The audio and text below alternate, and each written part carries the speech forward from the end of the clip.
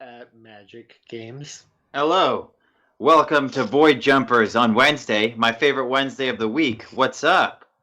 I got notes so I don't fuck this up every time that I do this. Sorry, everybody. Is the first Welcome line to season your 3. notes to reference your notes?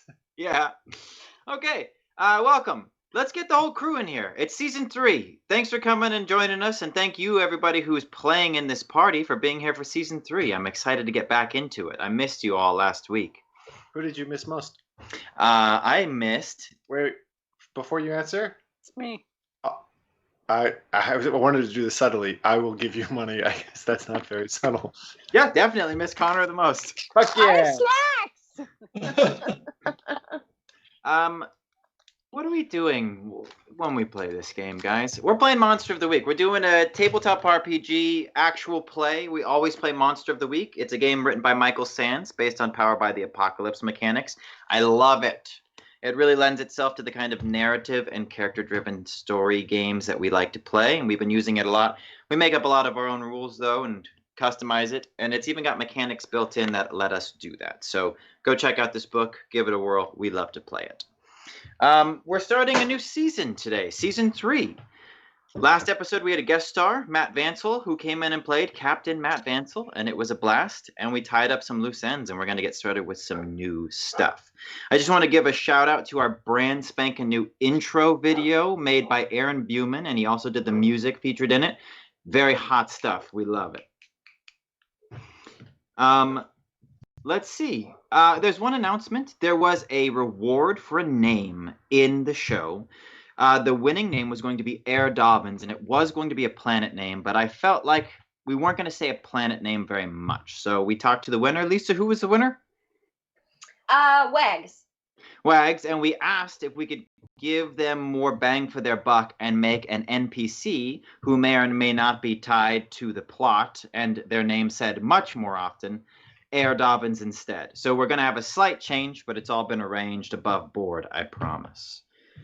Last but not least, does anybody here need to level up after our last mission arc? Bryn. Yes, I have 7 experience points.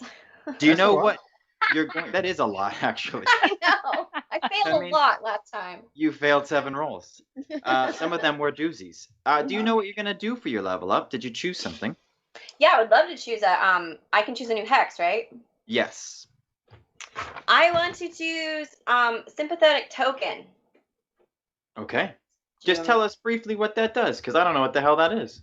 Basically, if I have your toenails, I can get +1 to any magic I use against you. So. Okay. That's great. Love it. I have more questions than I did before. Same.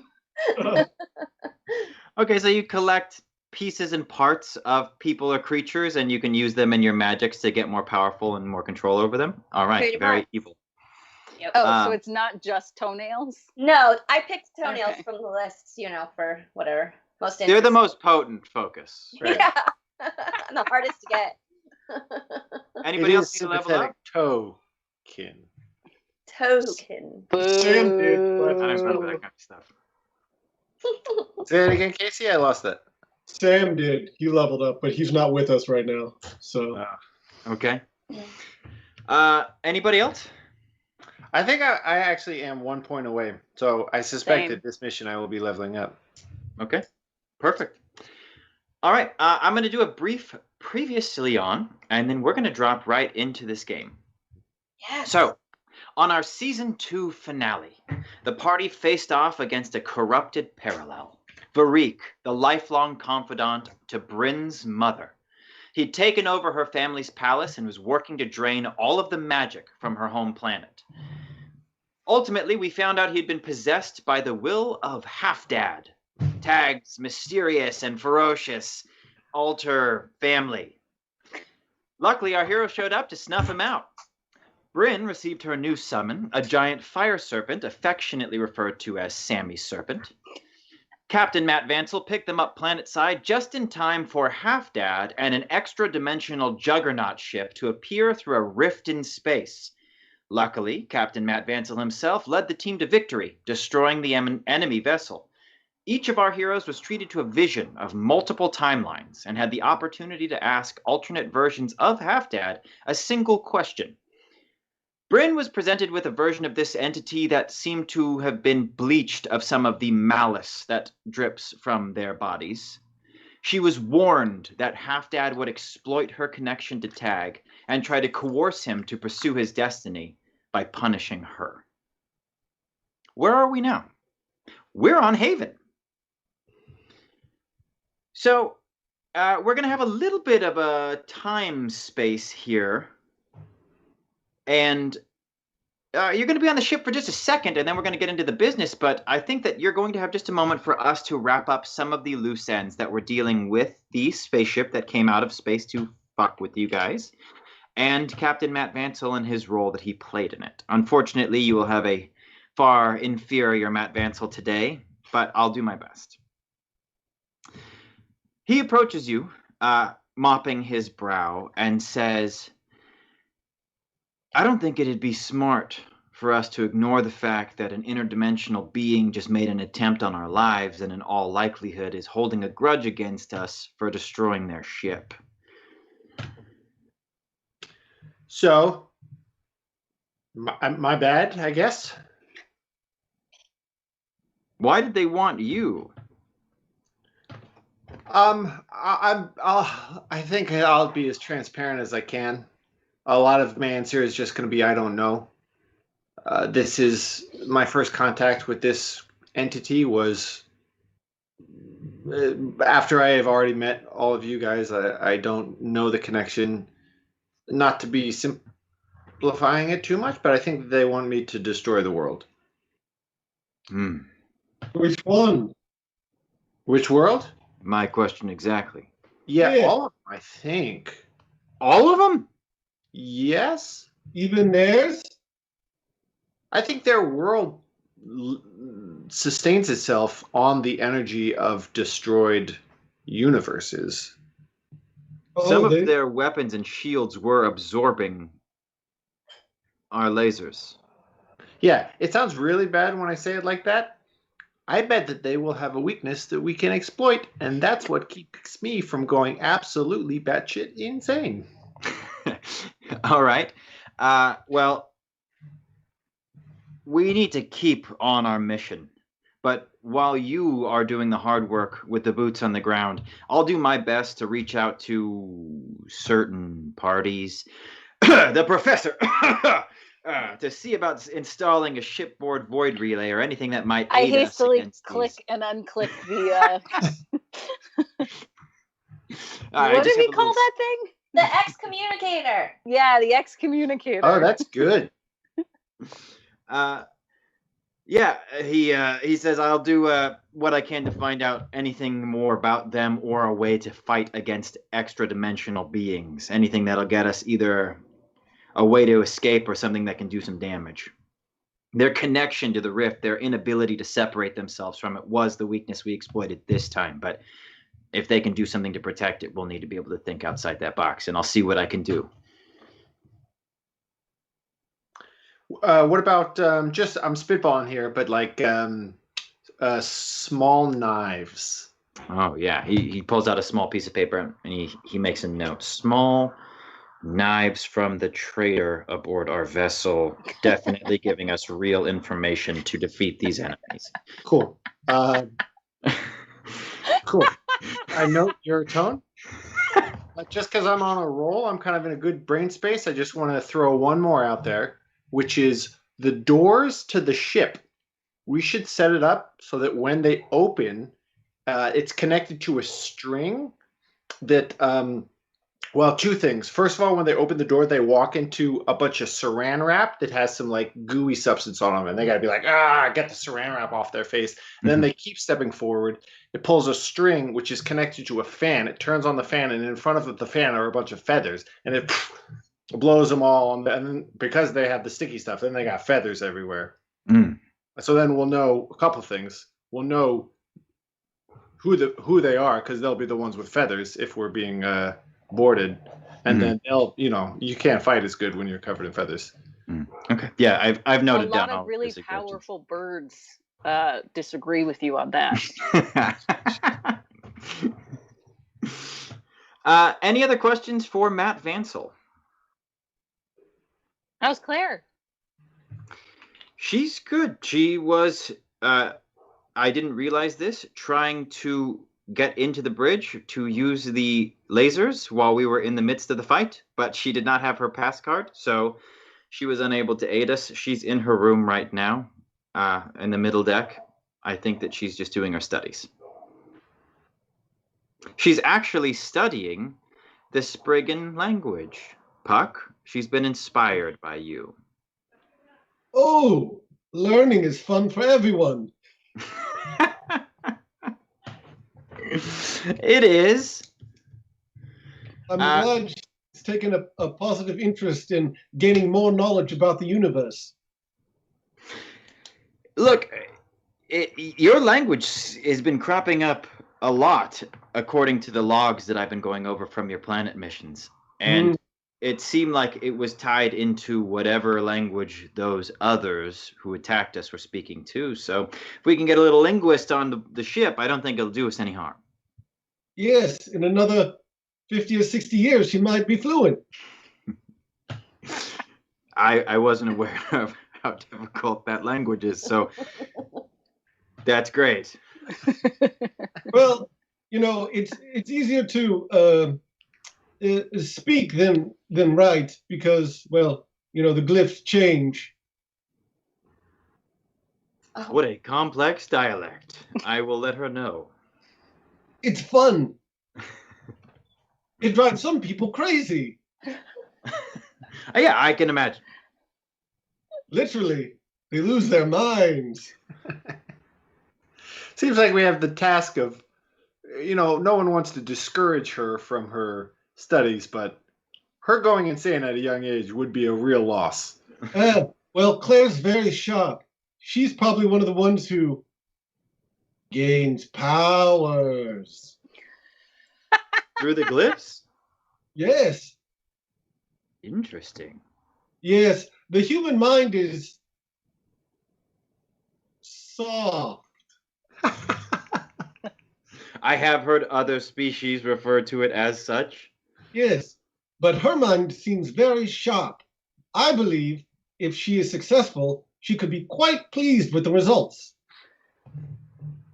When you say they grant powers, what exactly do you mean? Oh, you know, the regular types of things like, well, it depends on the person. Sometimes people have started hearing voices. Okay, less excited, but still. Oh, there's other options, you know. For example, the ability to pick up every other thing after that, the language, like maybe 8 times as quickly. That's a bonus. That is a huge bonus. See through walls. Okay, I have a hard time seeing the connection there, but that is very impressive. Well, These yeah. ancient languages do have power within them, and sometimes the only way to write them is to use magic. So sometimes reading them, from what I've heard, and correct me if I'm wrong, Puck, releases that magic, and depending on what kind it is sometimes absorbed into the reader. Yes, it simply put, imagine that you're a computer, and that reading the language is like taking in bits of code.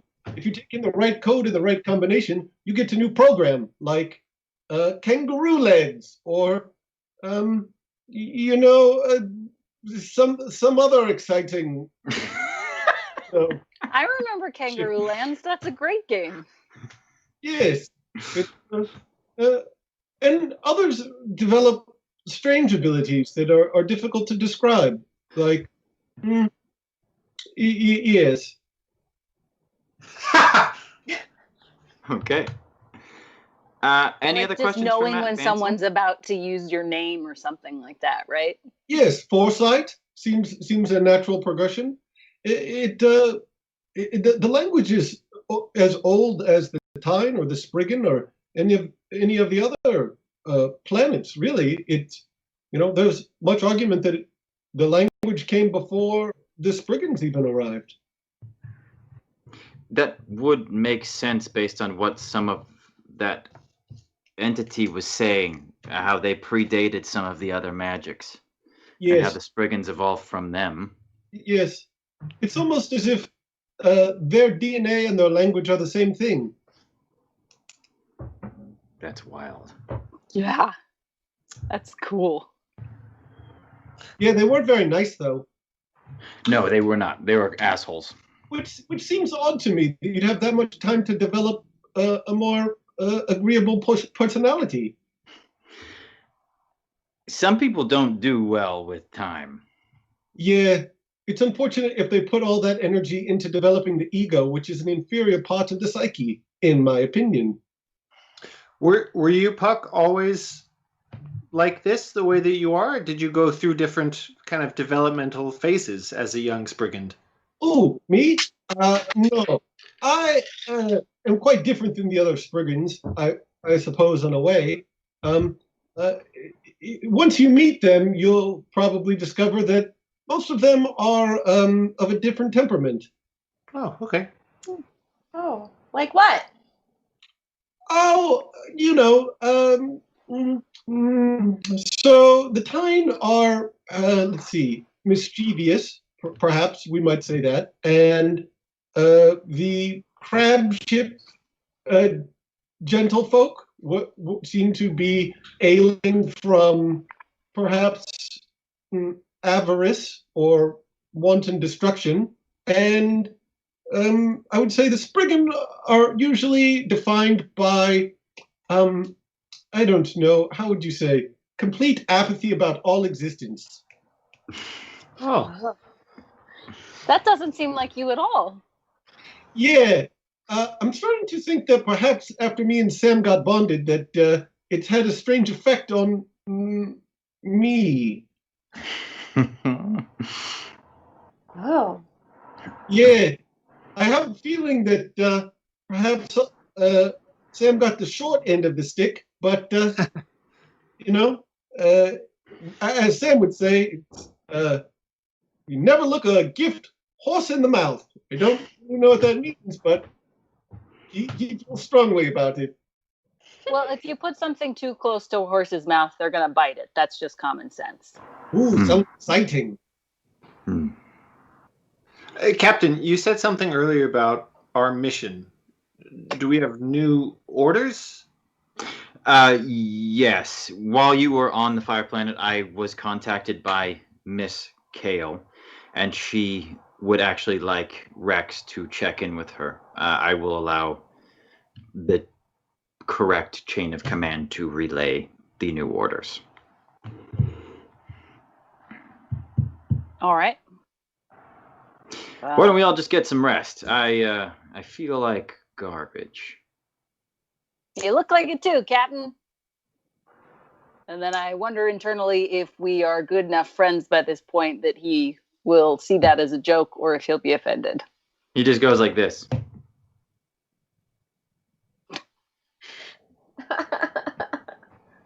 And he leaves. Everybody is allowed to go wherever they want in the ship. We're just going to have a conversation between Rex and Miss Kale first. Then there will be a little bit of space travel and downtime if anybody would like to take advantage of that. And then we will begin to prepare for our next leg of this adventure. But Rex, you get back to your quarters, which you can describe them. Spartan. I was going to say that. I just didn't want to make any assumptions. Yeah, you get back to your quarters, and there is a vid screen that you are welcome to use, and you now have a direct line to Miss Kale. Yeah, I hastily sniff my armpits and try and flatten my hair so it looks a little less ridiculous and must. And then I click the hailing button. It takes some time to get through, but it's just because you would imagine there is a great distance between you. When the view screen clicks on, she is in the same office that you saw before. The window behind her has the blackness of space out behind her. And she looks pleasantly surprised. And she says, Rex, I take it you succeeded in your mission. We did. It wasn't without some bruises and some fights, but, well, the planet is now free and accessible. Excellent. Many of our mining operations are located on the Fire Planet, and were we to be locked out for long, we would have to start tapping into our reserves. So it's good to know that the supply chain can be reopened. I really appreciate the work that you've been doing down there. Of course.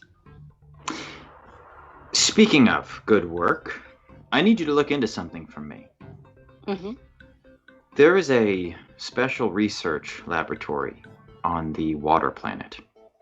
The company is developing some rather important assets there. If you are willing, we would like you to continue on this mission of freeing planets from this barrier, if that is something you think you are able to do. With what you've done on Bloom and Fire, it seems like that shouldn't be a problem.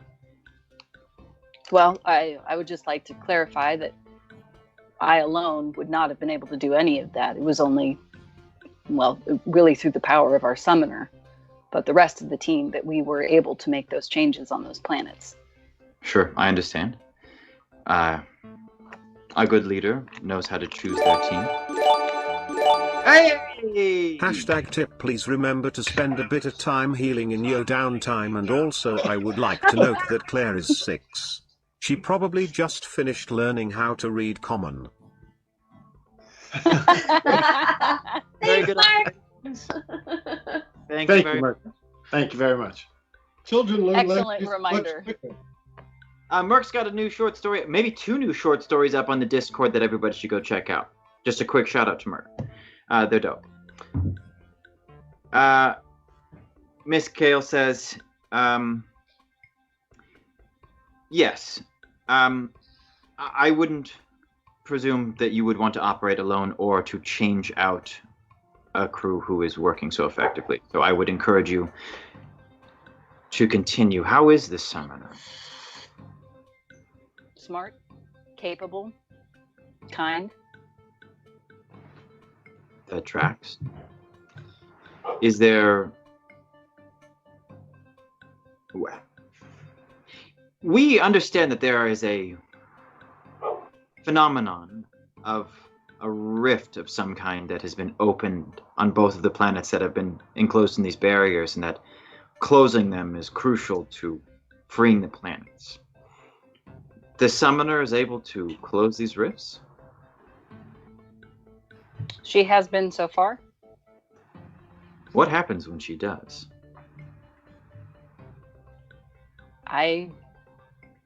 You know, I don't know much about magic. I'm trying to learn more so that I can be more effective in my job, but I really can't say exactly how she does it or what happens when she does. Okay. We'd like to know more about this. It's part of the reason that I'd like you to check out this research laboratory on the Water Planet. If anybody has answers about what might be going on with these rifts, it would be them. The folks at this research facility would? Yes.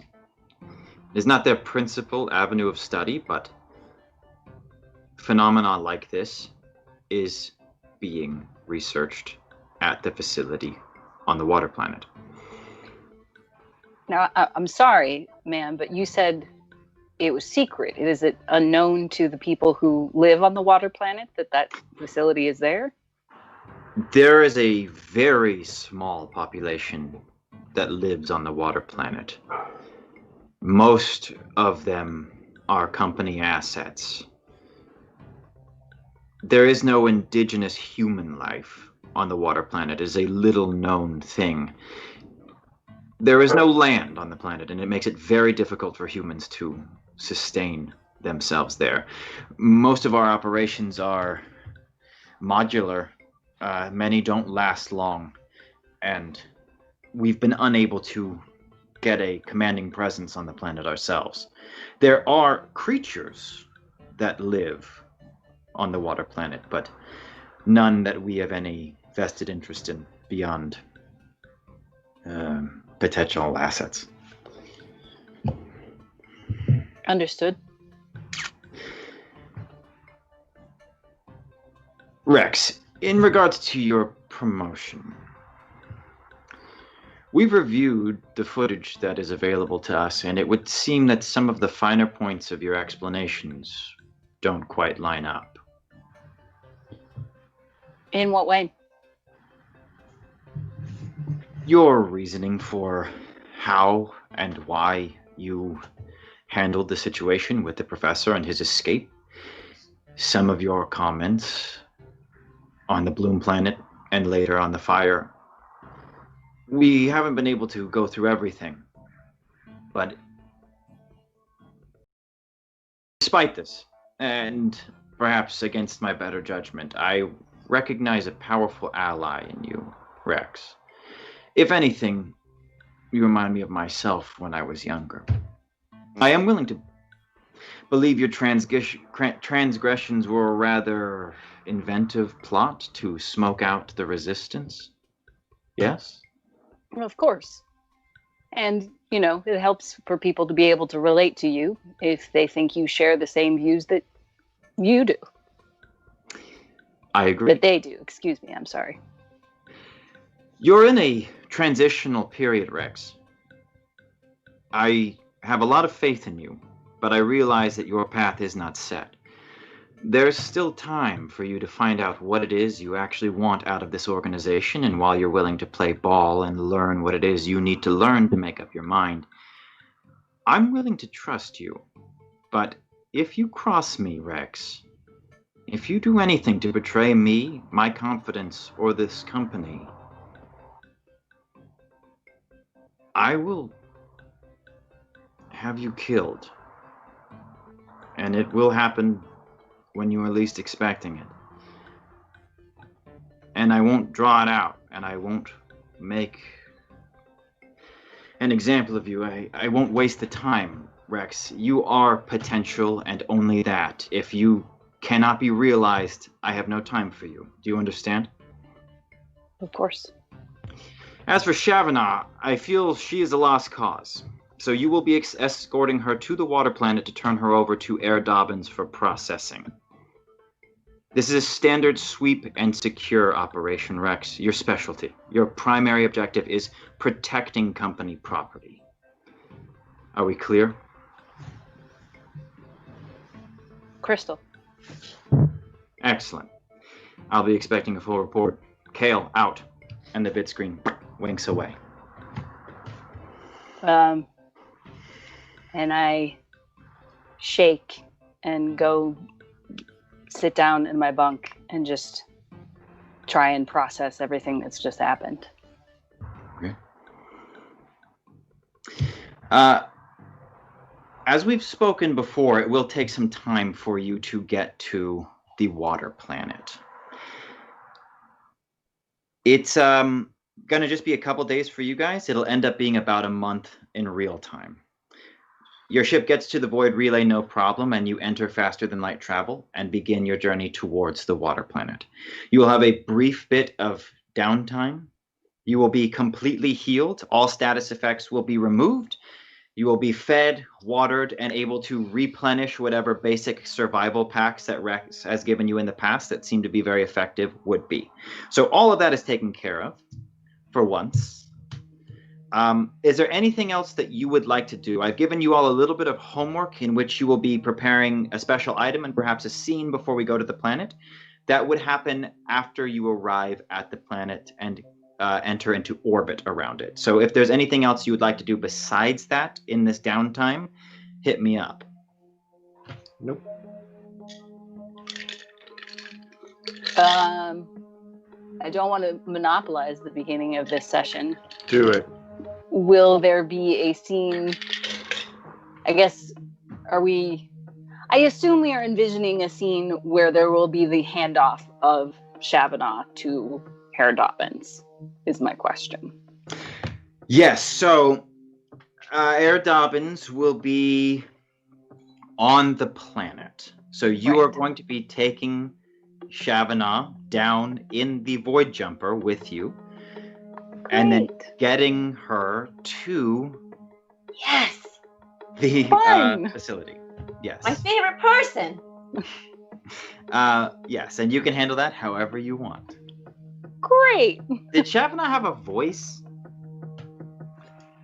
I don't Yeah. think so. She was very Oh wait, sorry. There's a thick condescending. New Zealand accent, I believe. Very high pitched, almost falsetto voice. Falsetto. Oh yes, we do. You love this so much. You get, yeah, you'll hone in there as we go along. All right.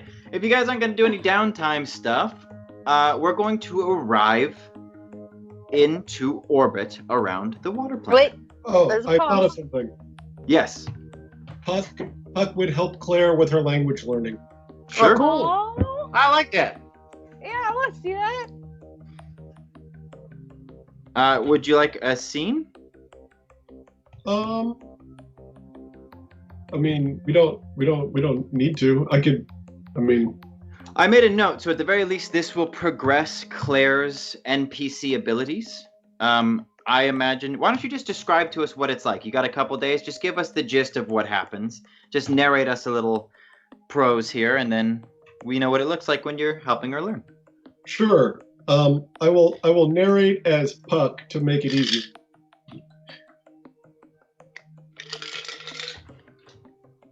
So, Claire, when you are trying to learn Spriggan, it's best to not learn with your brain.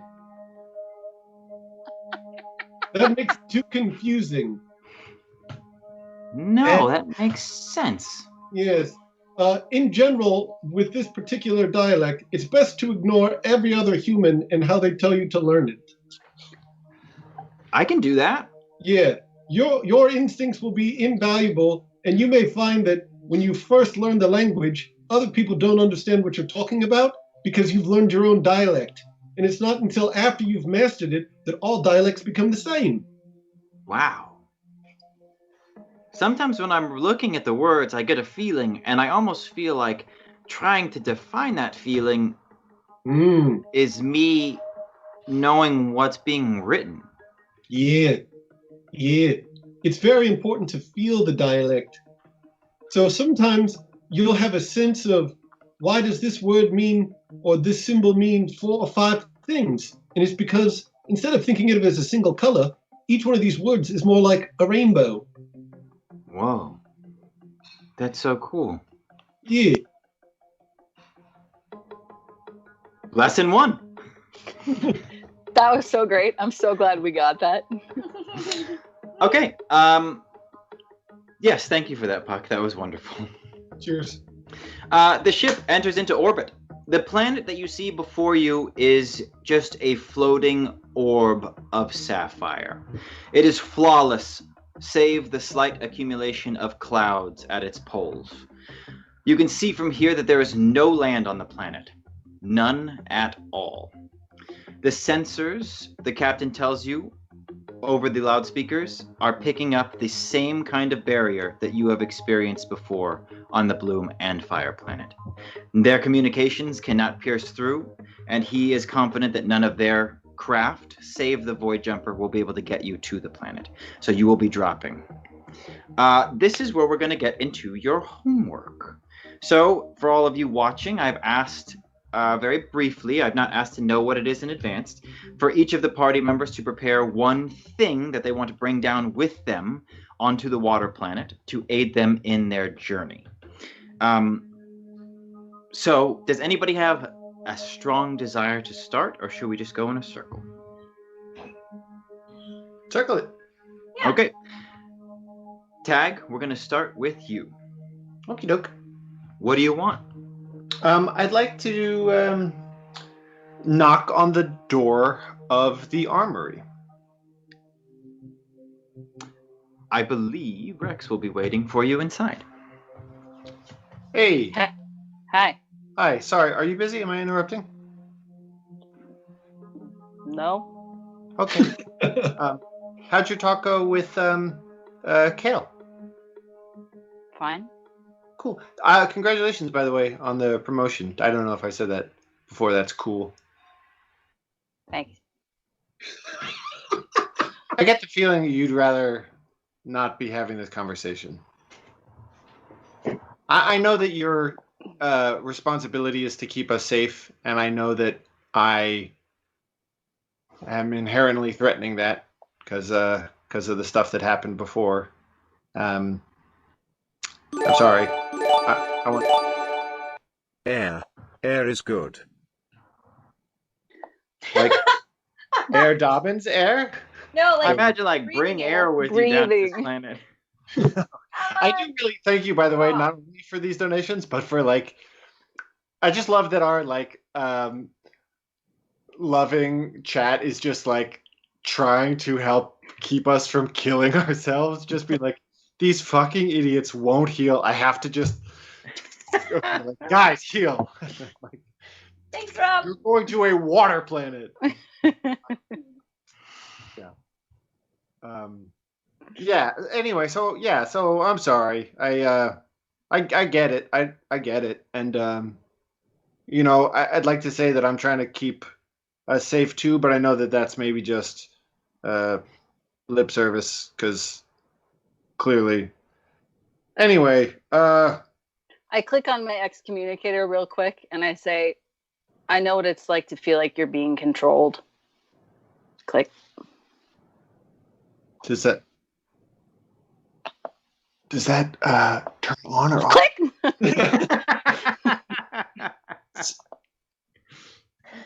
Never. Okay. Well, I make this gesture. I need your help. I don't know. You're very good at the fighting part, and I had this cool thing. It was like a bladed tonfa. It was like a little spiky. It was just a thing I had from parallel school, but it's gone now. It's destroyed. I didn't know if there was like a spare, just like a big knife or like a slingshot or something lying around here. And maybe a void blaster that I could borrow. I want to be able to, you know, do my part to keep us all safe and secure, and not much for hand-to-hand combat. And I reach out a hand, but you know, I'm very strong. And so I kind of clap him on the shoulder and his shoulder Take buckles a 1 point little of bit. damage. Can we trigger the healing to come in after my scene? Yeah. I should have just figured assumed that. Anytime Tag talks to Rex. That should be next time I level up. I need to just take a feat that allows me to survive conversations with the problem solver. And I say, you know, there was a time where I almost lost Graflex. I gesture to Graflex. Okay, Graflex. And it felt like I'd lost an arm. So I know what it's like to lose a weapon that feels very important to you. Yeah, it really it was a bummer. I would be honored to make you a serviceable weapon. To make me one? Yes. Oh wow, okay. I don't have a lot of money I get paid very handsomely by the company. I don't need your money. You don't need to really like show off. Just told you that I was a little short on change, and your response was, "I'm flush with." I mean, do you need to borrow some money? To pay you for this weapon? No, just in general. No. I gesture around my room and I say, it's clear I don't spend much on material possessions, but if you are in need of something, savings account now. I just want to make sure our team is well equipped. I appreciate it. I don't know that. No, thank you. I'm okay. Thank you. I just wanted to. I guess. Do you need some snacks? Are you hungry? It was very sweet to offer to make me a weapon, and I just want to show my gratitude. And so I know that, you know, compensating someone for their labor is a pretty conventional way to do that. Thank you. Thank you. If I can help. You can show your gratitude by using your weapon well. Great. Right, I'm gonna go because you're very kind to humor me with some small chat. Small chat? What's the phrase? Chit I chat. believe it's small I talk. find you. But I see that you're both busy and gruff, and so I don't really want to push my luck here. Yeah, you don't even need to say goodbye. I'll just oh. And he leaves, and I feel a little embarrassed that I was so awkward and gruff, but there's a lot going on right now. Yeah, you got shit going on. Yeah. What do you want to make him? I think I'm gonna make him like. Let's don't tell All Jesse because I'm gonna hear it. Let me find out whenever I return to retrieve my weapon. All right. Okay. Is that now? Is that now, Tag? Game Master? I don't know. Let's see. Hashtag They'll Tip let us isn't know. Snacks the plant dinosaur in Rig's quarters. Also someone suggested making Tag a Tonkaton for so it doesn't break as easily. Tonka top. I was actually just about to mention snacks. As but Rex I appreciate. Yeah. kind of reflecting on her gruffness and her trouble, her strife. Also, thank you very much. Thank you very much. Snacks curls around your legs, Rex, like a big old dinosaur cat, and coos to you. And I sigh heavily, and I pick Snacks up, and it's kind of hard to cuddle Snacks because all the spikes. Mm-hmm. But I try. You succeed. Okay, Take let's. damage from cuddling Snacks. So in the armory, you have a stockpile of mystical and rare monster-killing weapons. If you need a special weapon, roll plus weird. On a 10 plus, you have it, and plenty of it, if that matters. Ooh. I imagine that's ammunition. Right. Yeah, and then the way that I see this is this. Full success, you're going to get exactly what you want. It's going to have some offensive capabilities to be a weapon and be a useful narrative tool outside of combat. Partial success, you're going to get some of each of that. Failure, it's going to work, but it's going to have a restriction. It's as simple as that. So Rex, roll plus weird, and you get a +1 because you are in the armory as well. Nice.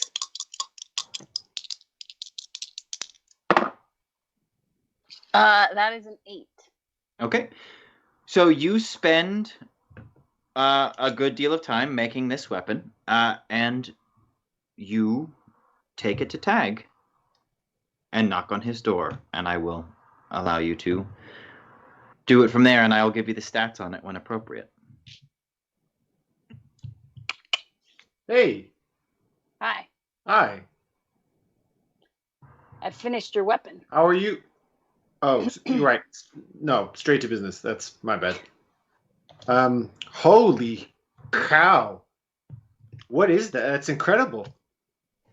Well, I was trying to build you something that would do a little bit of everything. And Okay. I'm not sure it will. But it's very sturdy, so it should be very difficult for you to break. Okay. That sounded blamey, but that's fair.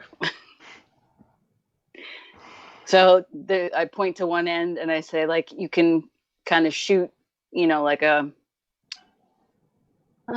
laser out of this end, but it'll chop things. Okay, and I pick it up, and it looks like I'm looking at. It's sort of like almost like a beaten up rustic, almost like a cast iron tube, just a little longer than my hand. It looks like the kind of thing that a deep sea welder would have. And there's a little kind of a porcelain circle on it that only stands out because it is in no way affected by the rusting and the aging of the rest of this thing. And I, by accident, just trying to scrub at it, I slide my finger over it. And this just, I don't know, what Trin is the word, this like beam, this shaft of kind of like molten hot, like a giant soldering blade, comes out of it, and you can feel the heat emanating off it. It's kind of as if lava was invisibly confined to just a little blade. I hold it out and I say, "Oh Jesus, what is?" Oh yeah, you can cut things with. That's what I was talking about. It's very hot. And It's very powerful. I run my finger back over the porcelain, and it kind of ripples down back into the handle. Thank you. And then on the other side of the handle, if you flip it over, you got like a little mini screwdriver and bottle opener, that kind of thing. Yeah, that's handy. I really appreciate it. Does this have? I don't want to be forward. I'm sorry it's so heavy. Is it too heavy for you to lift it? I say, no, it's fine. It's good. I'll be able to do some curls with it on the void jumper. I hope it serves you well. I mean, I noticed that Graflex, your weapon is called Graflex. Is this called the thing? You should name it after something important to you. Okay. Thanks. You're welcome. And don't how are hurt you? the summoner. Right. Sorry. Yeah. No. I'll just say right now that I won't. I'll stop asking you how you're doing. But I hope you're doing good. The door slides shut between you. That thing that you have, when you name it, you'll name it. It does 2 harm. It will bypass both armor and magic, and you get a +1 bonus as a narrative tool when cutting or being used as a basic tool. I put that on your little character sheet. Great. Oh yeah, and it should hopefully work underwater, I think. Let's do it. What did you? Sorry, I didn't hear what you said. You asked me how I was doing. No, I said it should hopefully work underwater. Underwater, right? Hopefully. Okay, Puck, what are you going to bring to the water planet? Snakes. Snakes? Snacks. Snacks? Snacks. Salad niçoise. Made with Bolton Safe tuna. Also, most importantly, but not to the attention of my comrades, they're laced with Dramamine to help with the seasickness. All right. So Dramamine-laced snacks. And where would you procure these? The snacks? Yes. In the kitchen. Okay. I think that while you're making them... with a chef hat, by the way. With a chef hat. What's the name of one of your dudes from the... Zip? Is that one of them? Zip? Yep. Zip is one of them. All right. Zip enters while you're making this and catches you just as you're chopping up a pill and sprinkling it into the food and says, "Hey, I didn't interrupt you doing anything, did I, Puck?" Of course not, Zip. Want to help? Well, shucks, you aren't poisoning anybody, are you? Oh, no. This is medicine. It's Dramamine. Come have agenda. Oh, you were having trouble getting your sea legs, Puck? Well, not me, but the ones I go with, they're physically temperamental. Oh, well, yeah, that makes sense. Hey, I'll help you, Puck. And Zip walks over there and starts getting his hands dirty as he's making this thing. And he says, "Hey, Puck, I've been meaning to talk to you about something." You okay, Zip? I'm upset. What happened, buddy? You can talk to me. You know, one of those other guys in our crew, the one with he's always doing push-ups. Hank. Go ahead. Well, Hank's been taking up a collection to try and buy lazy boys for everybody, and he left my name off the list. He left you off the lazy list. It's a weekly thing. They take it out of everybody's paycheck, and he left me off the lazy boy list. Yep. I'm sorry to hear that. It makes me emotionally compromised to hear such things. Well, Well, we've got two strategies. One, we can whip you into shape and get you on that list, or you can opt for the slightly less presentable, simple revenge. yeah, What's more appealing to you? revenge. Revenge. Revenge it is. While you crush up this Dramamine, I'll finish your cookies, and we shall plot your revenge. Okay, so you guys crush. Zip crushes up the Dramamine. You finish up the cookies, and you've now plotted the revenge. You enter into Hank's room, and he's doing push-ups. And when he sees Zip over your shoulder, he pops up and he says, "What are you doing in here, Buck?"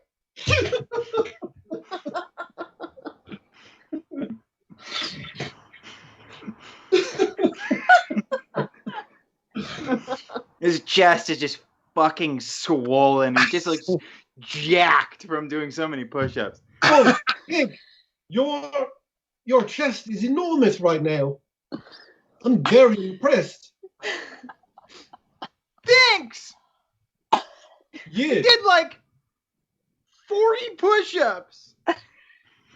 40. That's 4 times more than 10. That's a massive amount of push-ups. What are you doing in here with Zip? Oh, it's very simple. Me and Zip, well, I guess it was Zip's idea, just needed access to the kitchen.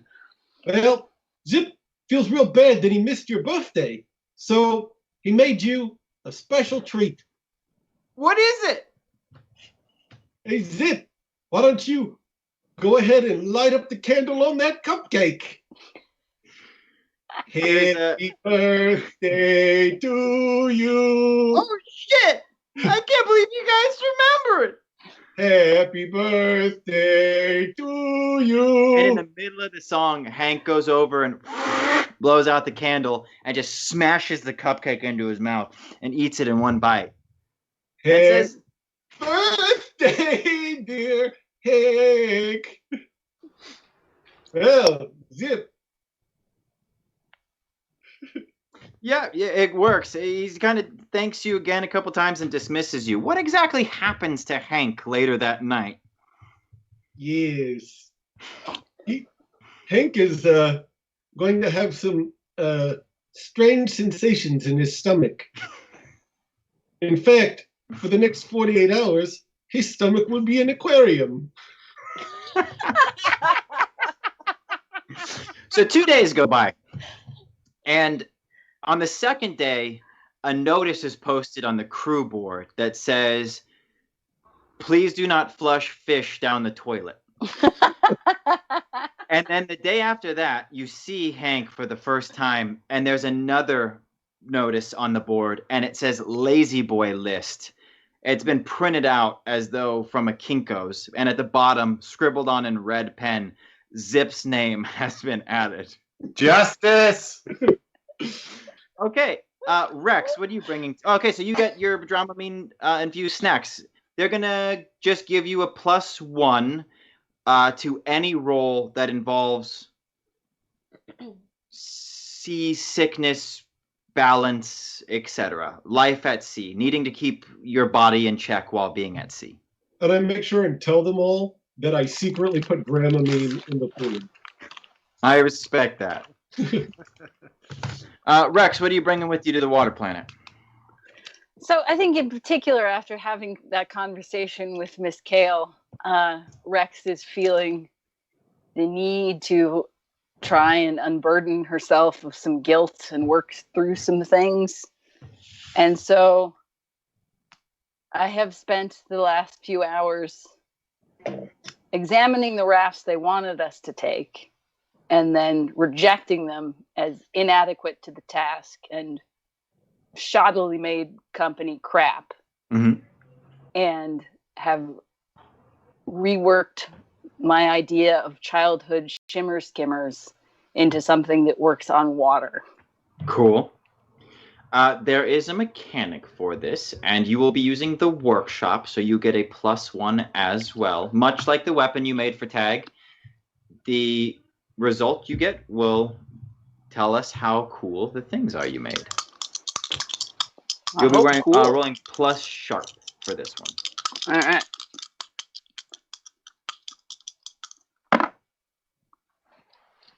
$12. Okay, you got some shimmer skimmers that work on the water. Dope. Is there any scene accompanying that you want us to have, or is it just Rex toiling away in the workshop, kind of binging time over a workbench, maybe exercising the demons in her brain by creating weapons and shimmer skimmers? Yeah, I think it's just a lot of hammering and soldering and trying not to punch walls. Okay. Not always succeeding in that latter task. You will have a vessel. Or were you thinking like 4 individual? I was thinking, I was initially thinking like one big one, but the more I thought about it, I was like 4 individual ones seems more practical. Okay. The 4 of you will have easily deployable shimmer skimmers. You will have super strong. They're super strong. They can take, I think, 7 harm each, which we might not even need to track depending on what might happen to you. But each of you have easily deployable shimmer skimmers. So that brings us finally to... Oh, Casey might not know what those are. They're... Extrapolate. Cool. Bryn, what do you want to bring? Fucking dope ass boogie boards, man.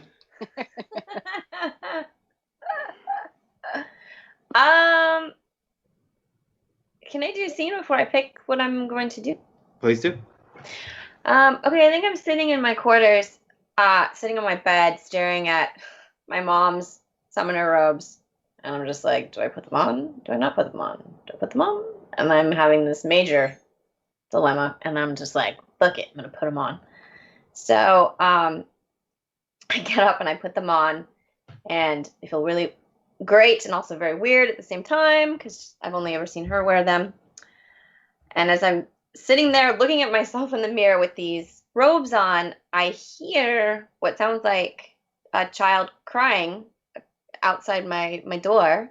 And so I forget that the robes are on and I go out and approach what I'm guessing is Claire's room. And I hear her and it sounds like she's like quietly crying. And so I knock on the door. There's some shuffling around from inside and you hear, hold on. And then the door slides open and you see Claire, a 6-year-old, who is not crying anymore, but is obviously trying to hide the fact that she was. I'm going to say, I'm saying it. Hi, Claire? Yes? I don't think we've properly met. My name is Bryn. She extends a shaky little hand and says, Claire. I've heard that you are pretty smart and you know this ship pretty well. Maybe. Have you spent a lot of time in the library? Her eyes just light up and she says, it's my favorite part of the whole ship. Oh my gosh. Well, can I tell you a secret? Please. I don't know how to swim. Nobody ever taught me on my planet. And we're going to the water planet and I'm so nervous and I need to find a spell that's going to help me with the water. Did you read about anything like that in the library? She puts her hand on her mouth and you can see that whatever was making her cry is kind of gone from her brain. She's still kind of sniffling, but she's just starting to pace around her room, and she says, "Yeah." And she grabs your hand and she takes off towards the library. When you get there, the librarian is in the back, working at her desk, doing her thing. She just looks up and kind of nods to you, Bryn, and then scowls at Claire. But because she's with you, she decides to just continue on her work. And Claire takes you over to a corner of the library that seems to be what look to be, at first glance, to be children's books. But when you take a closer look and pull one off the shelf, they're actually very old fairy tales, and there seem to be a volume from each of the planets. And it looks like just whatever the old local tales would have been from those planets. And she flips open to a page in which there's several different pictures of sea creatures, and she starts flipping through, and you see people riding waves, people breathing underwater, doing all kinds of stuff. And she says, "What exactly are you looking for?" I want to find something that that will give me gills. She laughs and keeps flipping through and comes to a place where you can see a lot of different versions of what seems to be the same thing. There's one person, it's a woman, and she looks to be wearing what might be the equivalent of the water planet's summoner robes. And then in a grid, kind of like 5 by 5 of these little cartoon sprite characters, there's just the water summoner in different versions of things that breathe underwater. So there's one of her with a shark's head, one of her with an octopus head, there's one of her with like a mermaid lower half, like a bunch of stuff. And she's just printing, or she, like Claire's just kind of like pointing and says, "A lot of this stuff has gills." And then I look at her and I say, "Which one do you think is the best?" She points to what looks to be like a blue-skinned version of the summoner, and it's the tallest of all of them and the most lithe. And there are these fins that extend from the forearms and the calves, and you can see that the hands and the feet are webbed, and that the summoner robes are actually pretty short on this creature, and it looks like high waters. And the head has no hair, but these tentacles growing out of the front, and no mouth, but very prominent gills on the neck. And she says, "This looks like a water princess." I love it. I think this might be the thing I can learn. Does it say that I can cast it on other people, even besides myself? Yeah, you just start paging through the book, and what you get is kind of like a very... You can gather from it what you would need to cast these spells. What they are descriptions of old rituals, but it's not like you're reading a spell book. And so from this, you gather that if you roll high enough when you're trying to learn this spell, you might be able to cast it on others or just yourself. Okay. Just say, "This is perfect. Thank you so much. I couldn't have found this without you." She's very excited, and I think that while you're rolling, we can imagine you are spending a couple days with Claire, coming in and out of the library to ask about your progress and see how you're doing and check you're demonstrating the magic for her and just trying to get a hold of it. But you are going to roll plus weird. Okay. 8. Cool. You will just be able to cast it on yourself. You can try and amplify the spell using big magic to make it more people. It will just require, usually you got to have tag boosting you up or something, or you could just spend more time or find a magical item to amplify it, but you'll have no problem casting it on yourself. When you are cast into this creature, you cannot speak because you will not have a mouth, and you cannot survive on dry land for any longer than you would be able to hold your breath. You will be able to communicate with Tag telepathically. Okay. And it will allow you to breathe underwater for as long as you want, and you will just be able to, you will just have a general sense of being able to move underwater skillfully. Okay. Okay. Plus, you look freaking cool. You'll look really freaking cool. Yes. Um, Well, you guys might look cool. Who knows who I'm going to cast it on? all right. So I'm just making a note because I just made that up, and I don't. We wanna could forget. all look that cool. Yes, we could be a team. We could be a Yeah. fish brigade. I don't know. Puck comes into the library during one of these sessions and sees in the book this creature and recognizes it as what would be the water planet Spriggan. They have a much more non-magically looking form. It seems like their ability would be the ability to survive on a planet that is all water. But that wraps up your homework assignment. Good job, everybody. You've got some items. You've got some things to take down onto you. Captain Matt Vansel is able to have the crew load Shavana onto the Void Jumper. She is in handcuffs. What would be like big, almost full forearm gauntlets that attach at the wrist. They seem to be magic nullifying, though it doesn't appear much to her. And she's in very sour spirits. And none of her crew is being brought with her. She's just coming alone. But you are able to go into the Void Jumper if you are ready to begin your mission on the water planet. I pat Snacks goodbye. There's a little... Captain Matt Vansel sees you off. The crew backs up, and the Void Jumper doors close. Okay. Just like before, there's a short countdown, and then the bottom opens up in the hangar bay, and the Void Jumper plummets straight down. You plummet towards the water planet at an alarming rate. You fall so that your stomachs climb up into your throat as you pick up speed. You pass through the atmosphere and see the outside of the craft begin to burn and the magical glyphs begin to counteract that heat.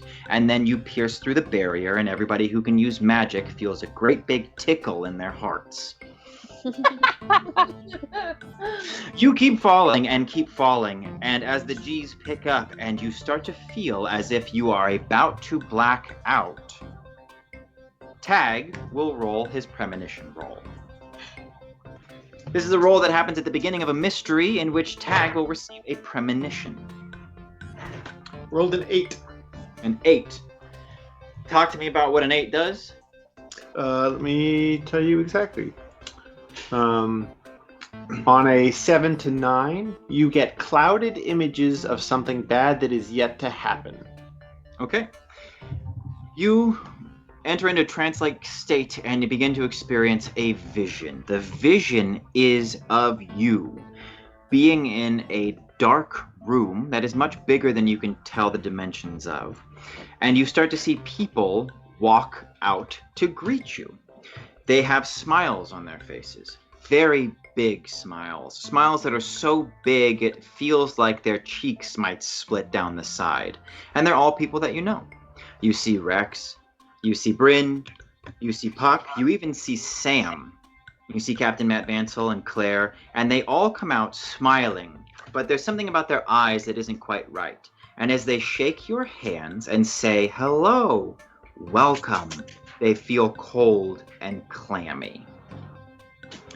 And then finally, you see Half-Dad walk out of the shadows and grab your hand and say, good luck on this one. And you're back in the Void Jumper.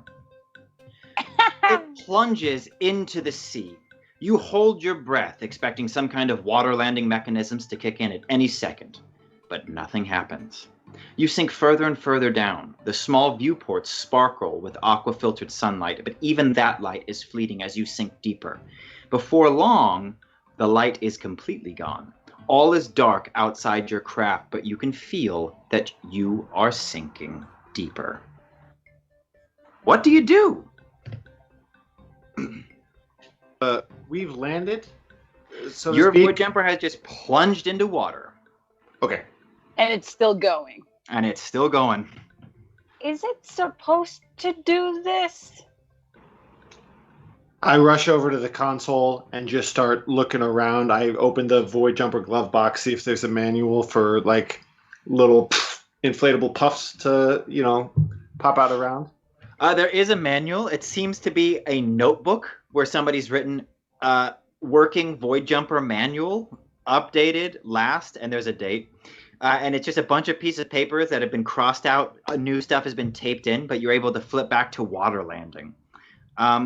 Why don't you roll plus sharp?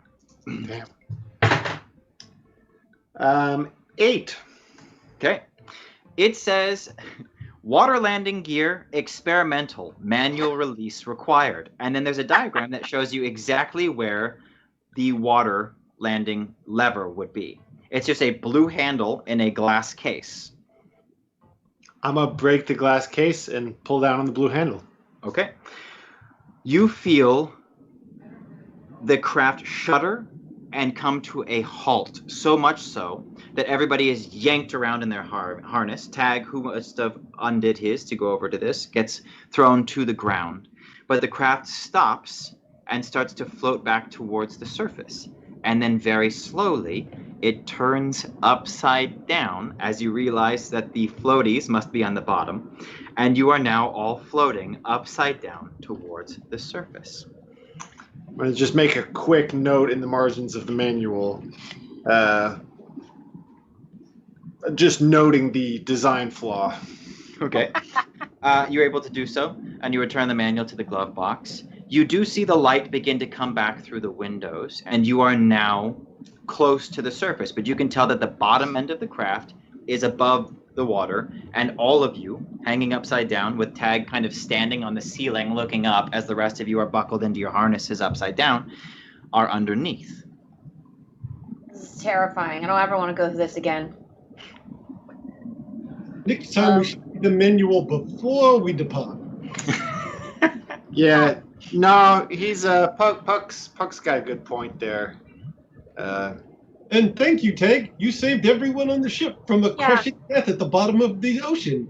Oh, I'm sure we would have nipped out of the situation. Thank you. Thank you. I mean, I would have been fine, but everyone else would be dead. And I'm just eyeing Shabana suspiciously, like she had something to do with this. Oh yeah, she's here with us. She is hanging upside down, and all of the blood is climbing to her head, and she says, "You guys are so good at your jobs." Well, ma'am, I'm gonna undo your seatbelt. I assume her hands and feet are still restrained. Her feet are not, only her hands. Okay. I'm going to undo your seatbelt, and I'm going to kind of catch you a little bit. If you wouldn't mind maybe just keeping the sarcasm at bay for a moment while we try to figure out the immediate danger that we're in. And I'll let her loose. Before she can say anything, she drops, and you're going to roll act under pressure.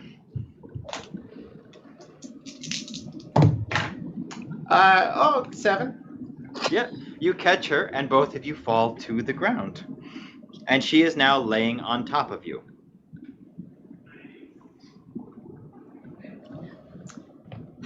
Well, that was the whole... Don't look at me. That was the whole plan. Now you're out of the sea. I'm sure that was uncomfortable. I'm not asking for a thank you, but it wouldn't be the worst thing. She puts her fingers on your neck to show that she has enough mobility in her wrists to strangle you. And she says, "I don't need your help. Thank you." Well, and she climbs to her feet and steps on you in the process. And now you are both standing at the bottom of this thing looking up. And I unbuckle myself because I do not trust that woman unrestrained. Okay, you flip down because you're a problem solver and you do 6 stunts. 6 stunts. Puck remains upside down, trying to entice a non-existent circulatory system to turn his face red. Okay. Nothing actually happens, but you could swear you feel it. Yes. They're very impressed. I too have a circulatory system. We're the same. Oh my god. Bryn's just holding her breath and closing her eyes, wishing it to be over. Oh, hey, Bryn. How you doing? Not great. Do you feel like getting down? I don't think that you should be holding your breath if you're already dangling upside down, strapped into perhaps soon to be sinking craft. All right, can we just get out of it? Yeah. I guess I'm asking if you want a hand or if you got it. Sure. Okay. Do the same thing. What happens? That one is a 6.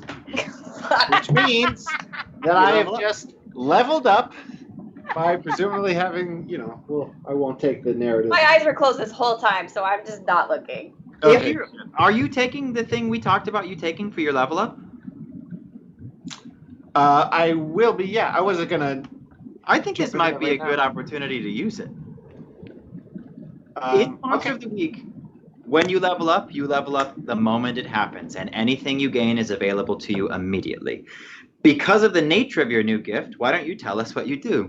Well, I did fail the roll.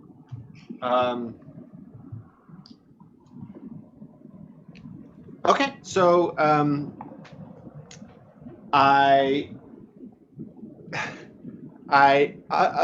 reach around and I'm trying to be very delicate and not get too creepy golf instructor as I'm navigating the seatbelt around her.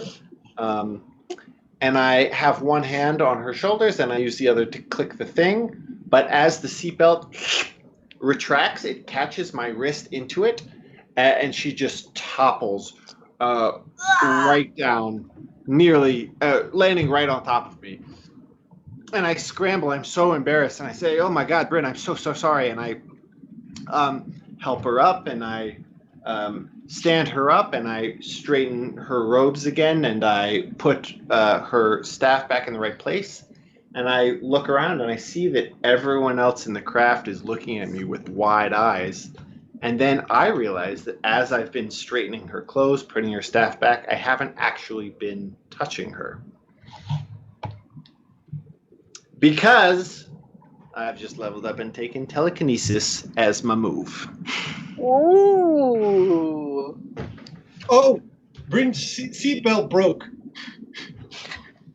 Yeah, that's amazing. I take off my seatbelt so I can go help Bryn up. She landed right on the melon. When Puck takes off his seatbelt, he falls to the floor, and his weight makes the craft actually dip back down into the water for a moment, Oh God. and then rise back up, and everybody's stomach lurches. Oh, I need to get out of here. Okay. Yes, your first task will be to get out of the Void Jumper. It is underwater as far as the door out is concerned. So I'm gonna read a bad situation. This seems like a bad situation. Or no, Okay. I'm gonna trust my gut is what I'm gonna do. Okay. My gut is very untrustworthy. How untrustworthy?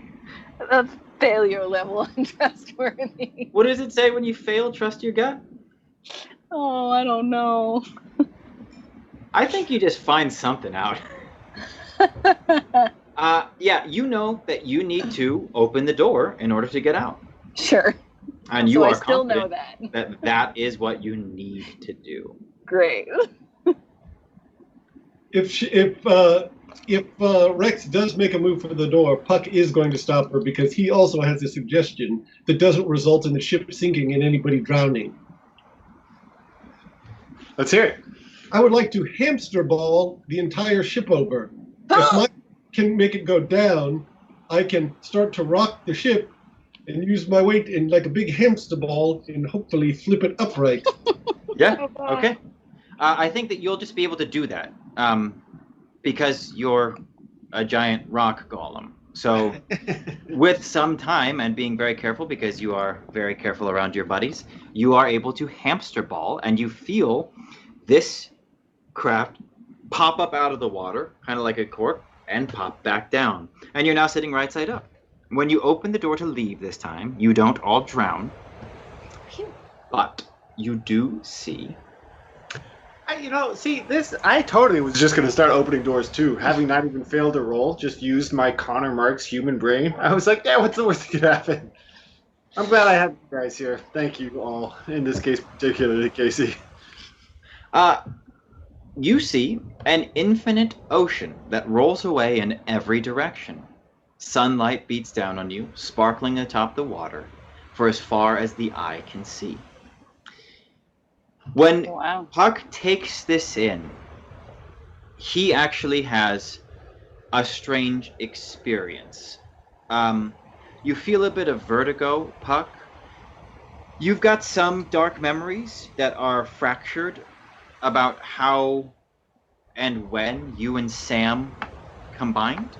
But I think the sight of this big ocean sends a ripple of fear through you. And as the vertigo kind of takes you over, you think, oh, I guess it's not all that fun if I were to have a circulatory system. And you pitch face forward into the water. And you begin to sink very quickly because you are very heavy. And as you sink down and down and down into the water and the darkness starts to wrap around you, you flash back to a moment in which you were not in darkness, but bright white light. And you find yourself in a containment cell. There are white walls, a glass barrier that you can tell has been magically amplified to keep you in place.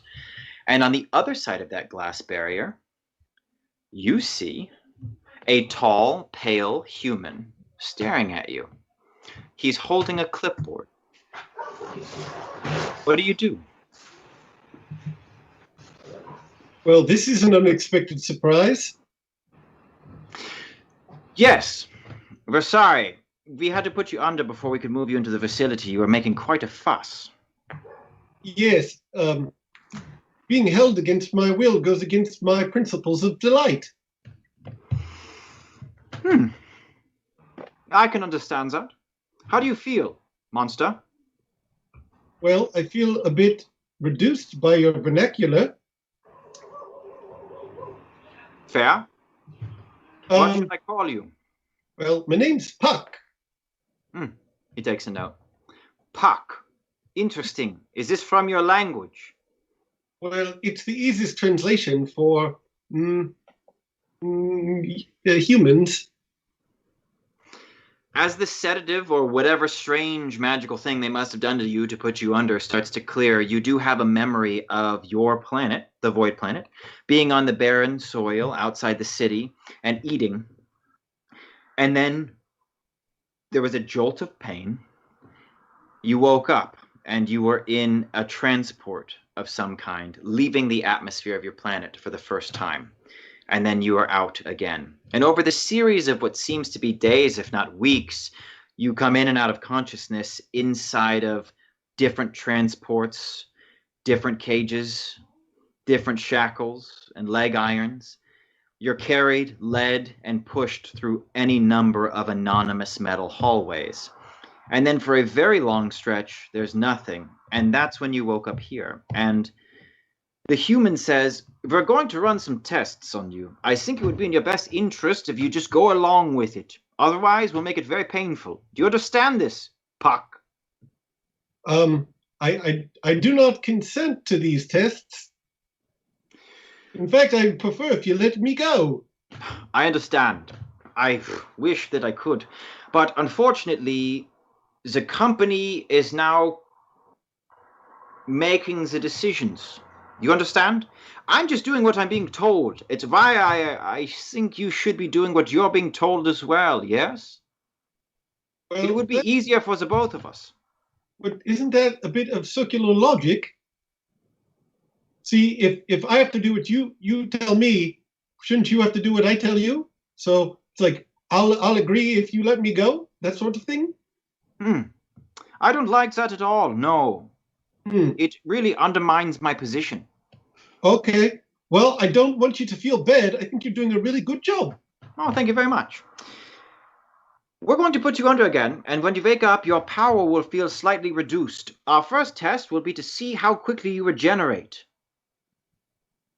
I don't know if I like where this is going. He hits a button on the side of the wall, and an oppressive magical field forms around you.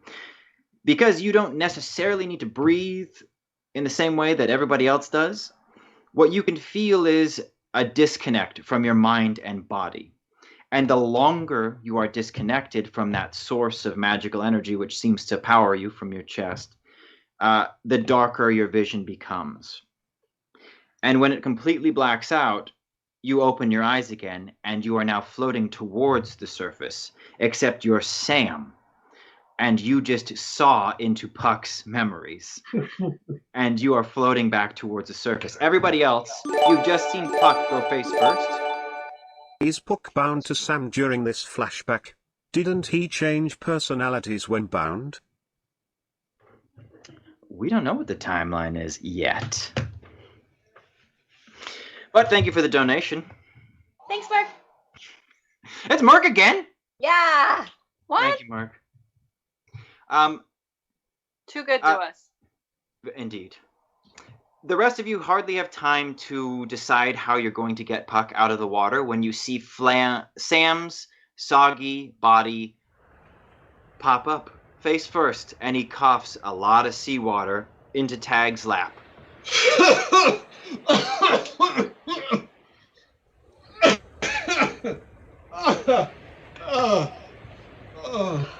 Rex laughs. You're on mute, Tag. Oh, You're all right. Hey, buddy, you're good. You're good. You're all right. Cough it out. Cough it out. yeah.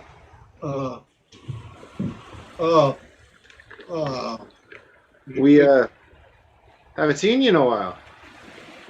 Yeah. Yeah, thanks, Ben. How did you change? What? I'm not that I'm disappointed. I'm not. I'm just curious. What? Yeah. To what we? No, I went out. Shot me in the chest. Yeah, that seemed like a strategically advantageous move at the time. I could have helped. I'm helpful. You're helpful, but you were also handcuffed, man. All right. This is, Look, I don't want to be fighting with you right now. It's just, hey, is all I'm saying. Welcome back. We're on the planet. All right. Thanks. No Thanks. problem. Glad to be here. Glad to be back in my own body, in my own time space. It's nice. It's a nice change. It's something Cool. you get to do every day. So You hungry? You want some little treat? We got some leftovers. We got some salad niçoise, which you made. Okay. Weird choice, but it's good. All right. Yeah. All right. All right. Oh, Yeah, as you feel how wet you are, you can see that you were not just in some pool or something. You are, in fact, on the water planet, which is the last place you were before being taken onto the transport and meeting this group. And you remember quite clearly what it was that happened on the water planet. Oh. Yep. Yeah. Well, this is where the magic happens. Huh? Yeah, this is where it all went down. Me and the big guy. I guess what happened is he took a plunge in the water, triggered some emotional trauma, and caused us to separate back. Which, if I knew that was all it took, I'll just keep the emotional trauma going for the rest of my days. It's fine with me. Fine with me. So thank you, Tag. Thank you. Oh, that had nothing to do with it. I'm glad it worked out. I don't know that we would have been able to pull Puck out of the water. No, he'd probably just be walking around at the bottom of the ocean forever. Oh yeah, I guess he would have been fine. I didn't think about that. Yeah, I mean, what's a couple hundred years to? Actually, no, maybe he'd just be stuck there forever. There'd be no way for him to get back up. Huh. I'll have to keep that in mind.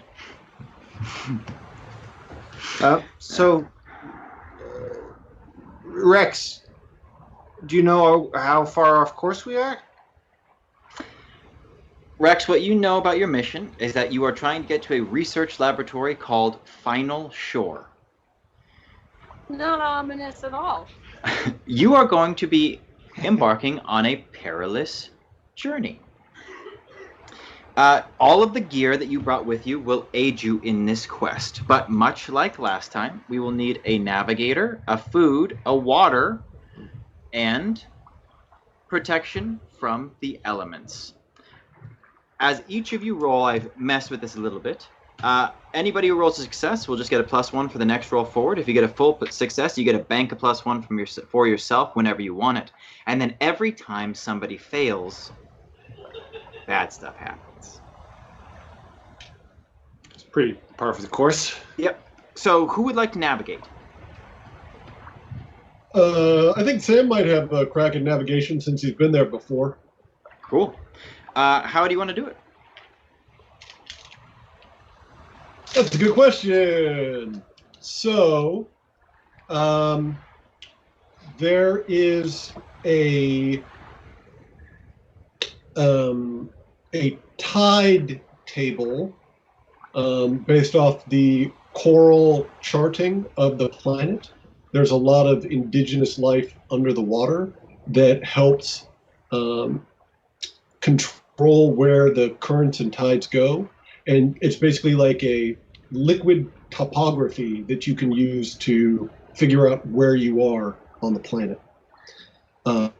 So basically, using the Void Jumper's computer, Sam can basically figure out approximately where they are, figure out what time it is, get them into the right current, and you basically just use that to sort of navigate your way to final shore. They try to actually make it as easy to get to by watercraft as possible because, you know, when they're transporting stuff, generally they want it to arrive. They don't have a lot of unanticipated visitors here.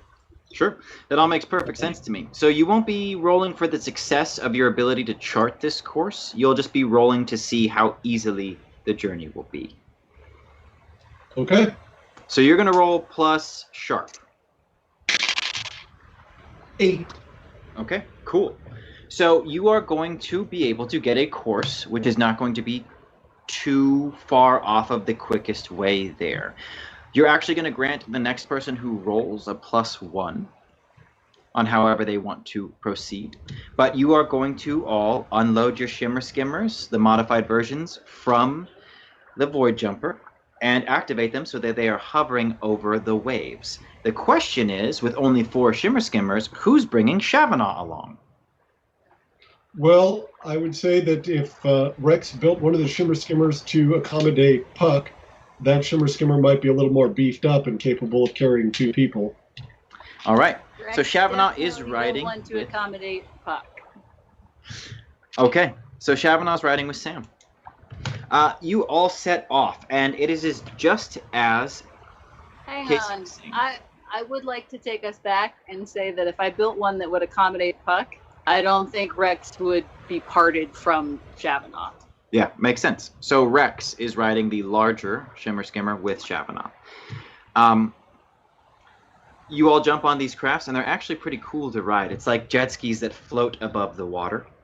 And you start cruising as Sam had made a few notes based on the computer's information. And you start following these strange underwater coral and life roads almost. You can just see how the life of the planet is funneled through these just currents. And you start to follow them. The next thing you're going to have to do is protect yourselves from the environment. It is very hot. And also difficult to stay on these boards as your hands get sweatier. So who's going to provide a little bit of cover for the journey?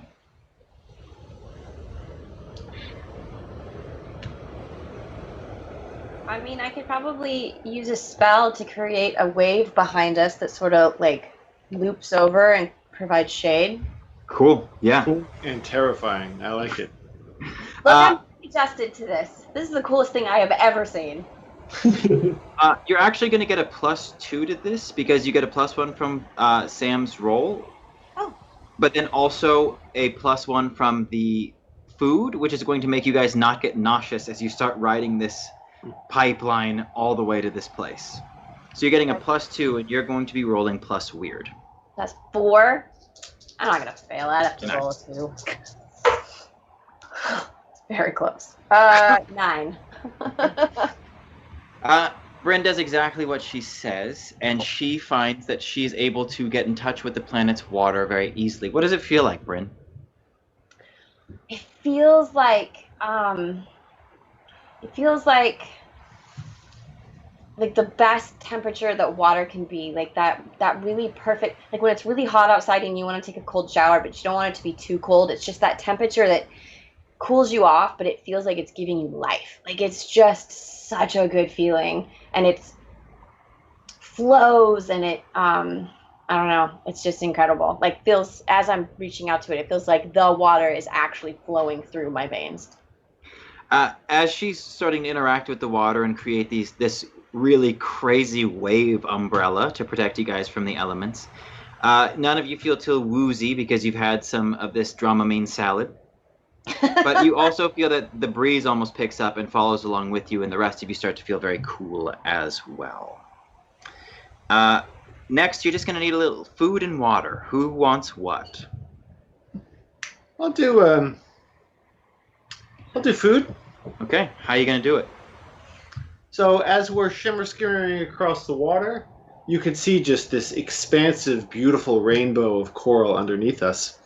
So I'm going to get down on my knees on my shimmer skimmer, reach a hand in, and just try to, clip off a little piece of that vegetation. Okay.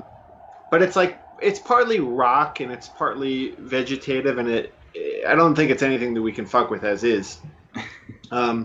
So I'm going to make a little kind of like ring of just sand and stuff on my board, put my combination of sea veggies in it, and just turn on my device that is totally not a lightsaber.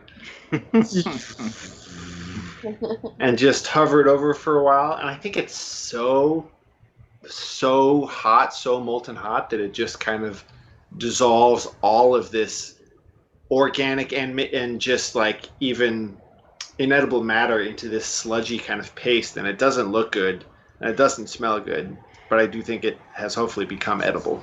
All right. You're going to roll plus, I think, just cool. And you're going to get a +1. 7. Okay, cool. You do it. So, Rex, when you're dealing with water, you're going to have a +1 moving forward, and you are all treated to a partial success meal, which tastes like garbage, but is edible. Yes. What does it taste like, Tag? Unsalted cardboard. Okay. Salted cardboard, sorry. We are in the ocean. Salted cardboard. Rex, how are you going to get water? So if you, GM, will allow it, I will say that since we've outfitted ourselves with the same basic packs we had before. Oh no! Oh, Suspense! the tease is back. The tease is back. Last time it was incredible. Every time a point. Okay, say that again. Where did I cut out? At the very Oh, beginning. no. Right before the thing, you're like, so I think that we have... We have the same adventure packs as last time, so you would have. We have the same adventure packs as last time, but we've learned a little bit, and at least this time I have included flasks. Okay. And any basic survivalist knows that when they're in an environment with water, you got to bring your iodine drops. Okay. So we at least have flasks and iodine drops.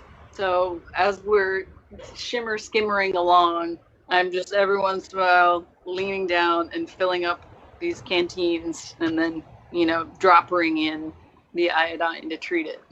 Sure. I think this is also going to just be a plus cool for you to be able to do all of this while Shavanaz on your shimmer skimmer. She doesn't seem to be giving you any grief. She doesn't really like the prospect of jumping into very deep water while her hands are bound.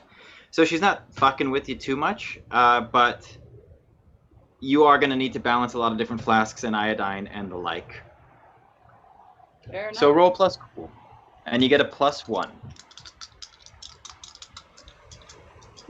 Okay.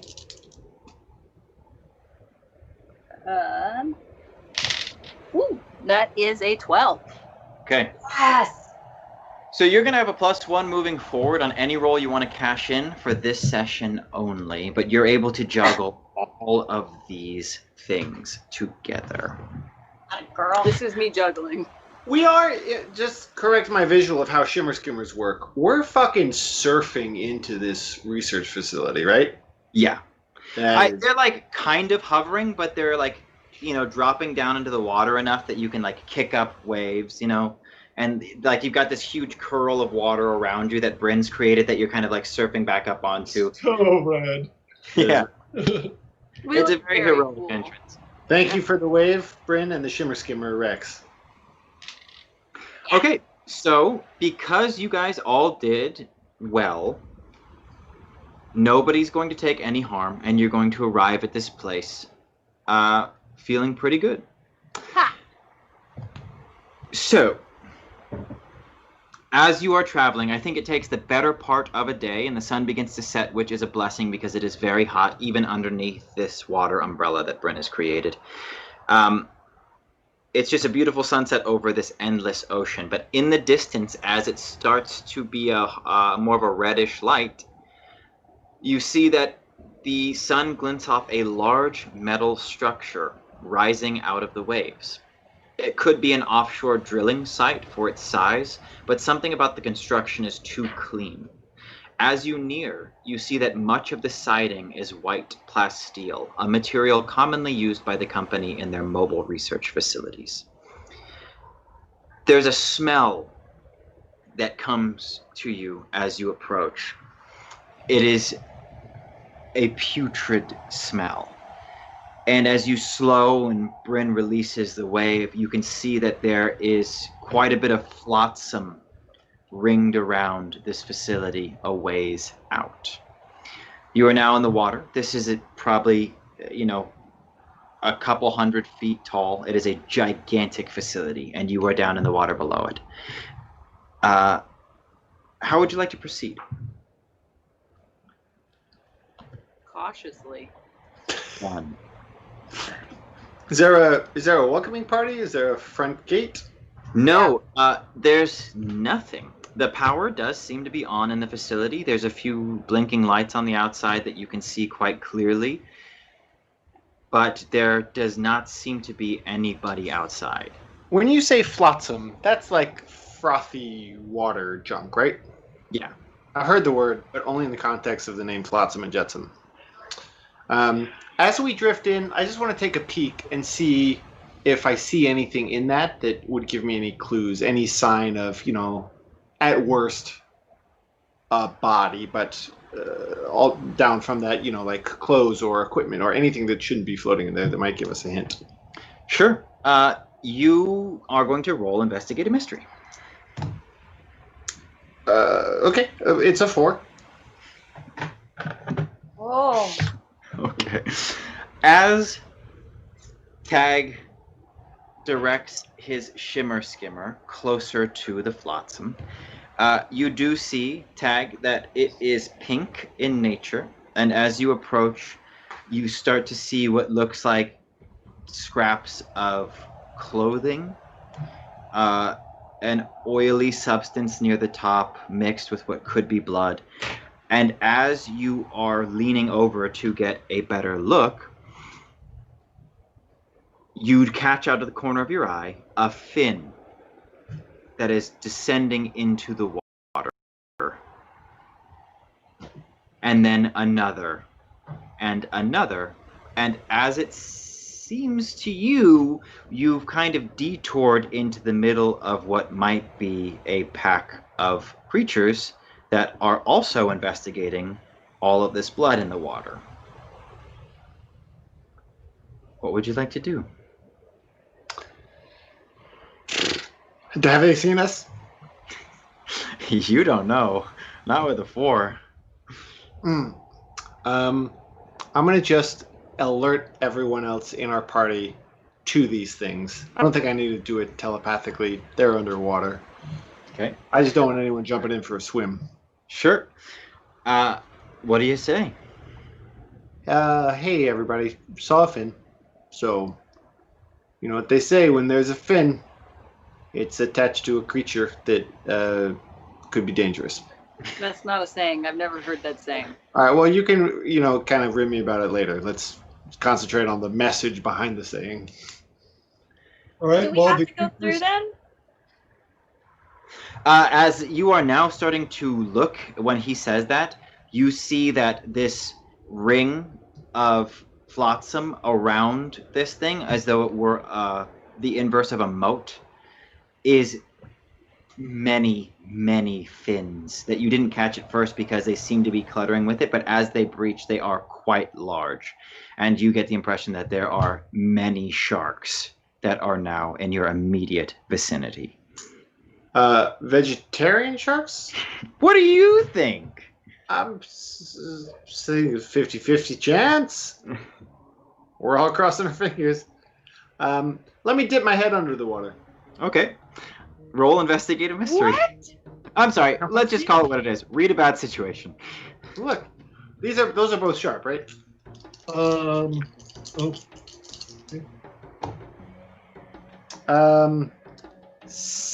It is another failure, but it is a better failure. It's a 6. I'm gonna try to level up a second time during this same.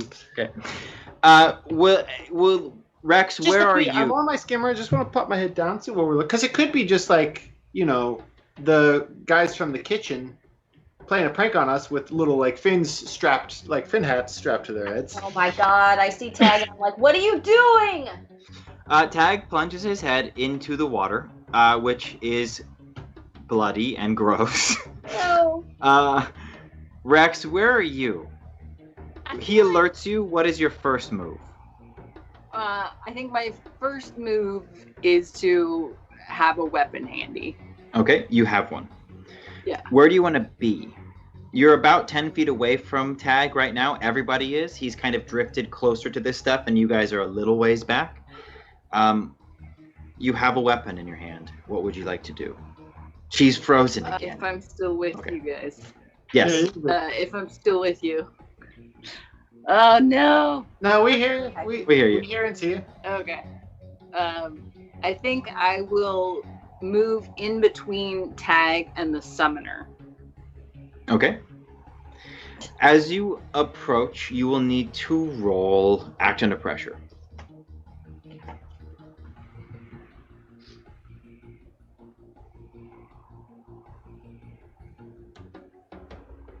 Just do what Sarah does when that happens. Just blow on it. That is a 9.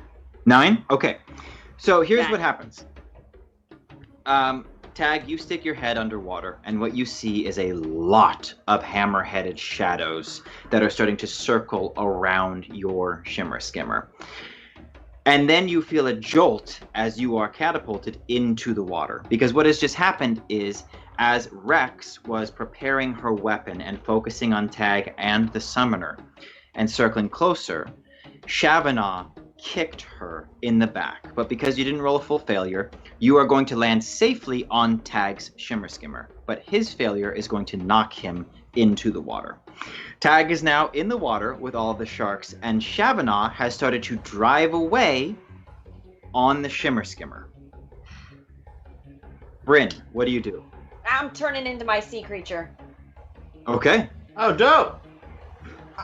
I'm gonna try to save Tag. Sure, that's great. It just seems like far more of a potentially useful thing to do than just stick your head under the water. I really appreciate it. I don't know how to swim, otherwise I'd jump in. No, it's great.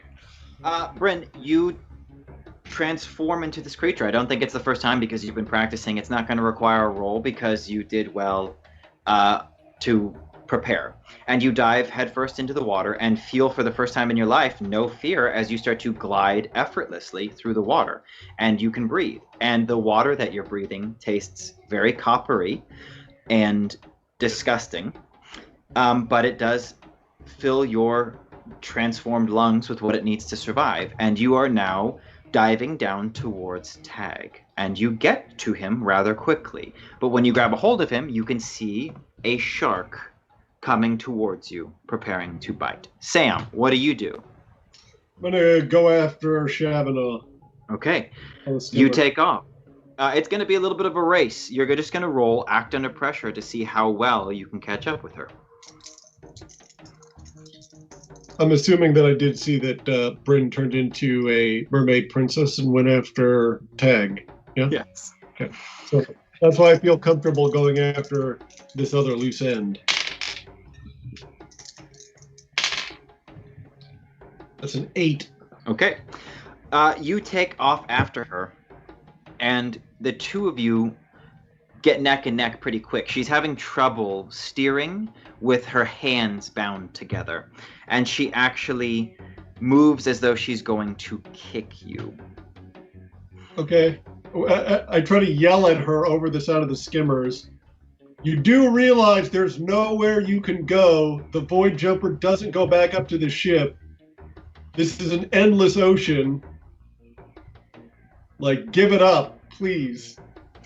She yells back, having to kind of scream into the wind, and says, "You think I'm gonna let them do to me what they did to you, you freak?"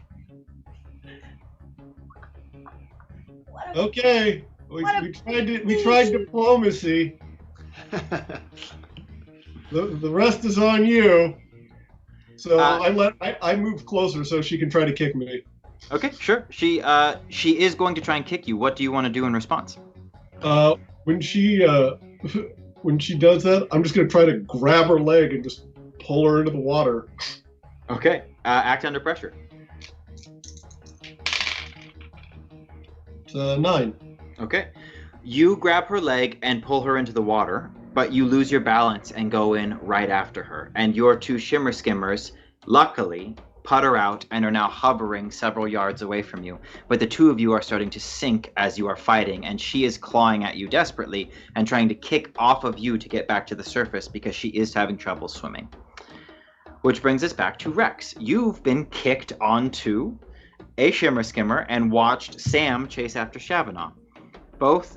At this point, you are the only person who's not in the water. I have a feeling that's about to change very soon. Oh, this is tough. These two competing, compelling things that are happening at the same time. How far away from me are Sam and Shavna? We'll say that you have a fork in the road here. You're either going to go to Bryn and Tag or Sam and Shavana. Either you can get to right now. They are a ways away, but you are on a fast vehicle. So it'll take you, whoever you go to, you will be very far away from the other. She's thinking. She's going deep in the tank on this one. I'm We gonna should go come try up with- and help. Did I freeze? You're back. Okay. I'm going to go try and help Tag in the summoner. Okay. You pull up right next to them, and you see that they have two, I guess just one, Bryn's shimmer skimmer, just idling there above the water.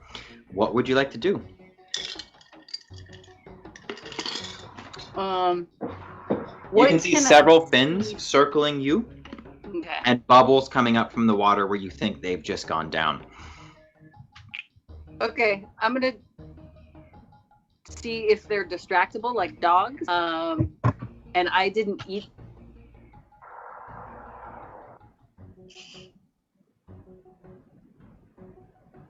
Oh.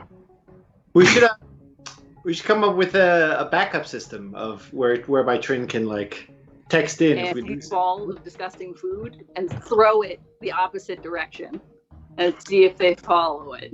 Sure. I think this is going to be a luck roll. So you're just going to do a straight roll. I don't get my +1 from earlier. Oh, you can't actually use your +1 from earlier.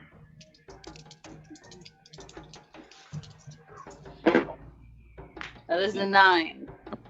You see that most of the sharks do in fact peel away, but they eat through the food very quickly. So you will be able to use this window to make another move, but you think that it's going to close soon. Are you going in the I'm water? gonna try, if I'm close enough, I want to try and grab Tag out of the water. You are not close enough, but He's just a little bit too deep. You think that if you leaned into the water, like Tag was earlier, and extend Graflex down as far as it'll reach, you'll be able to. Am I sinking? Is that why I'm down? That's what I'm gonna try to do. I just think that you plunged a bit. You're not like still plummeting. You've just gone down far enough. Okay, so Bryn, Tag, you see Graflex kind of just poke into your view, and you look up. Rex is holding her breath, hanging half underwater, extending this to Tag. You grab a hold.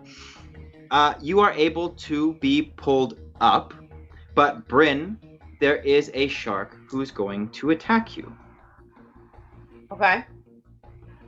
You see Tag slip out of your hands and start to move towards the surface, and you are now alone in the water with a shark charging you. What do you do?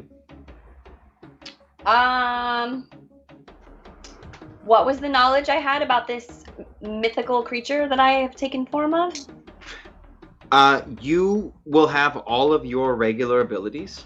Okay. The restriction is you cannot speak or breathe on land. The bonus is you can move freely in water, and you can still communicate telepathically with Tag. So you still have access to all of your powers. You are just able to move freely and stay underwater for as long as you want. Is there only one shark interested in me, or are there several? There's just one charging you at the moment. It seems like there's a lot in the water, so there's like some snacks nearby. There's a couple other people a little ways away. Okay. Well, I kind of want to draw this shark away from my friends, so Okay. swim fast in another direction. Sure. Roll act under pressure.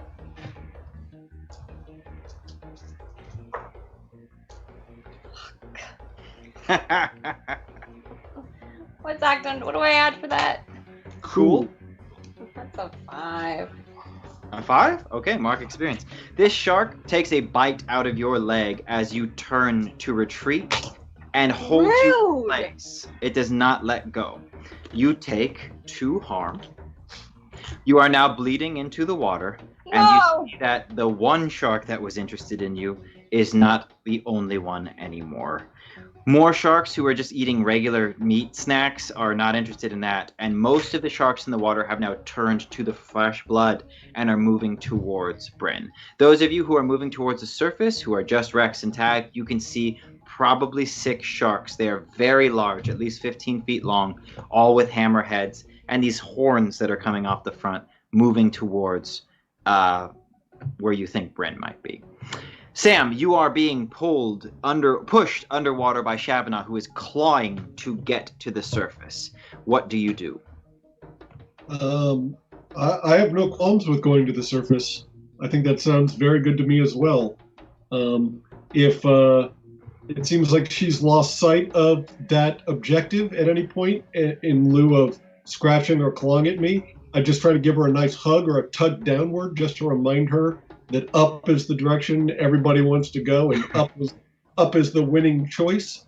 Otherwise, I try to, get up to the surface as quick as possible. Sure, roll kick some ass. I think it's going to be a little bit of a beatdown drag out. She's very scared. That's an 8. Okay, you're going to take 1 harm as the 2 of you punch each other. In more ways than one, and she's going to take 1 harm as well. But the 2 of you break the surface and take in a big deep breath, and you can see that stuck in both of your hair and your clothes are ripped pieces of lab coats, it looks like, with name tags on them. The water that you can taste is very coppery, and you can see that the shimmer skimmer is right next to you, and the 2 of you start to fight over it. Trying to get on and out of the water. Most of the sharks that were near you, you see fins plunging into the water and heading back towards your friends, but there are still a couple that are circling around you.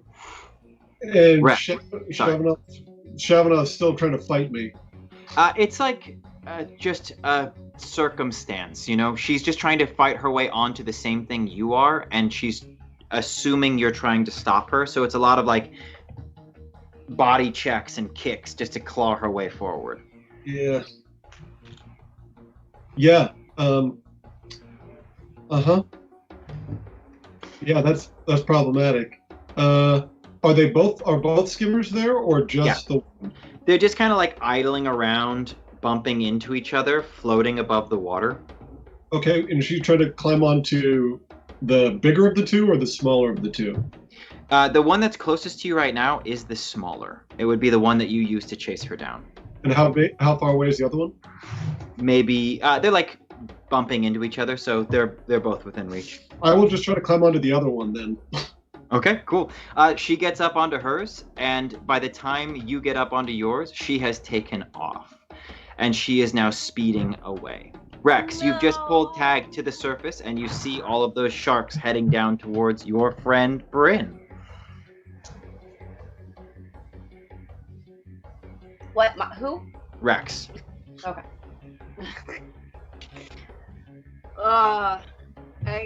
I glance over for a second, and I can see that happening, and there's just nothing I can do about it, and I'm just like, fuck. But then I have to refocus on these sharks that are about to attack the summoner. Mm-hmm. And so I think I very quickly remove my boots, tie them to my shimmer skimmer, and then dive down to like try and kick some ass with grapple. Sure. You can see that there is a shark attached to Bryn's leg and will not let it go. The others are circling down. They don't seem to be competing with you to get there first. They just want to get in on the snack. So roll kick some ass to deal some damage to a shark. You'll actually be rolling at a -1. Not total, just -1 towards what you all usually use because Graflex isn't the best underwater weapon.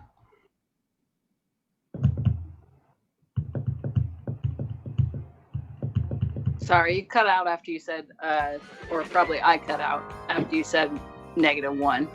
Just roll kick some ass, and you're going to take 1 off of your normal bonus. Okay.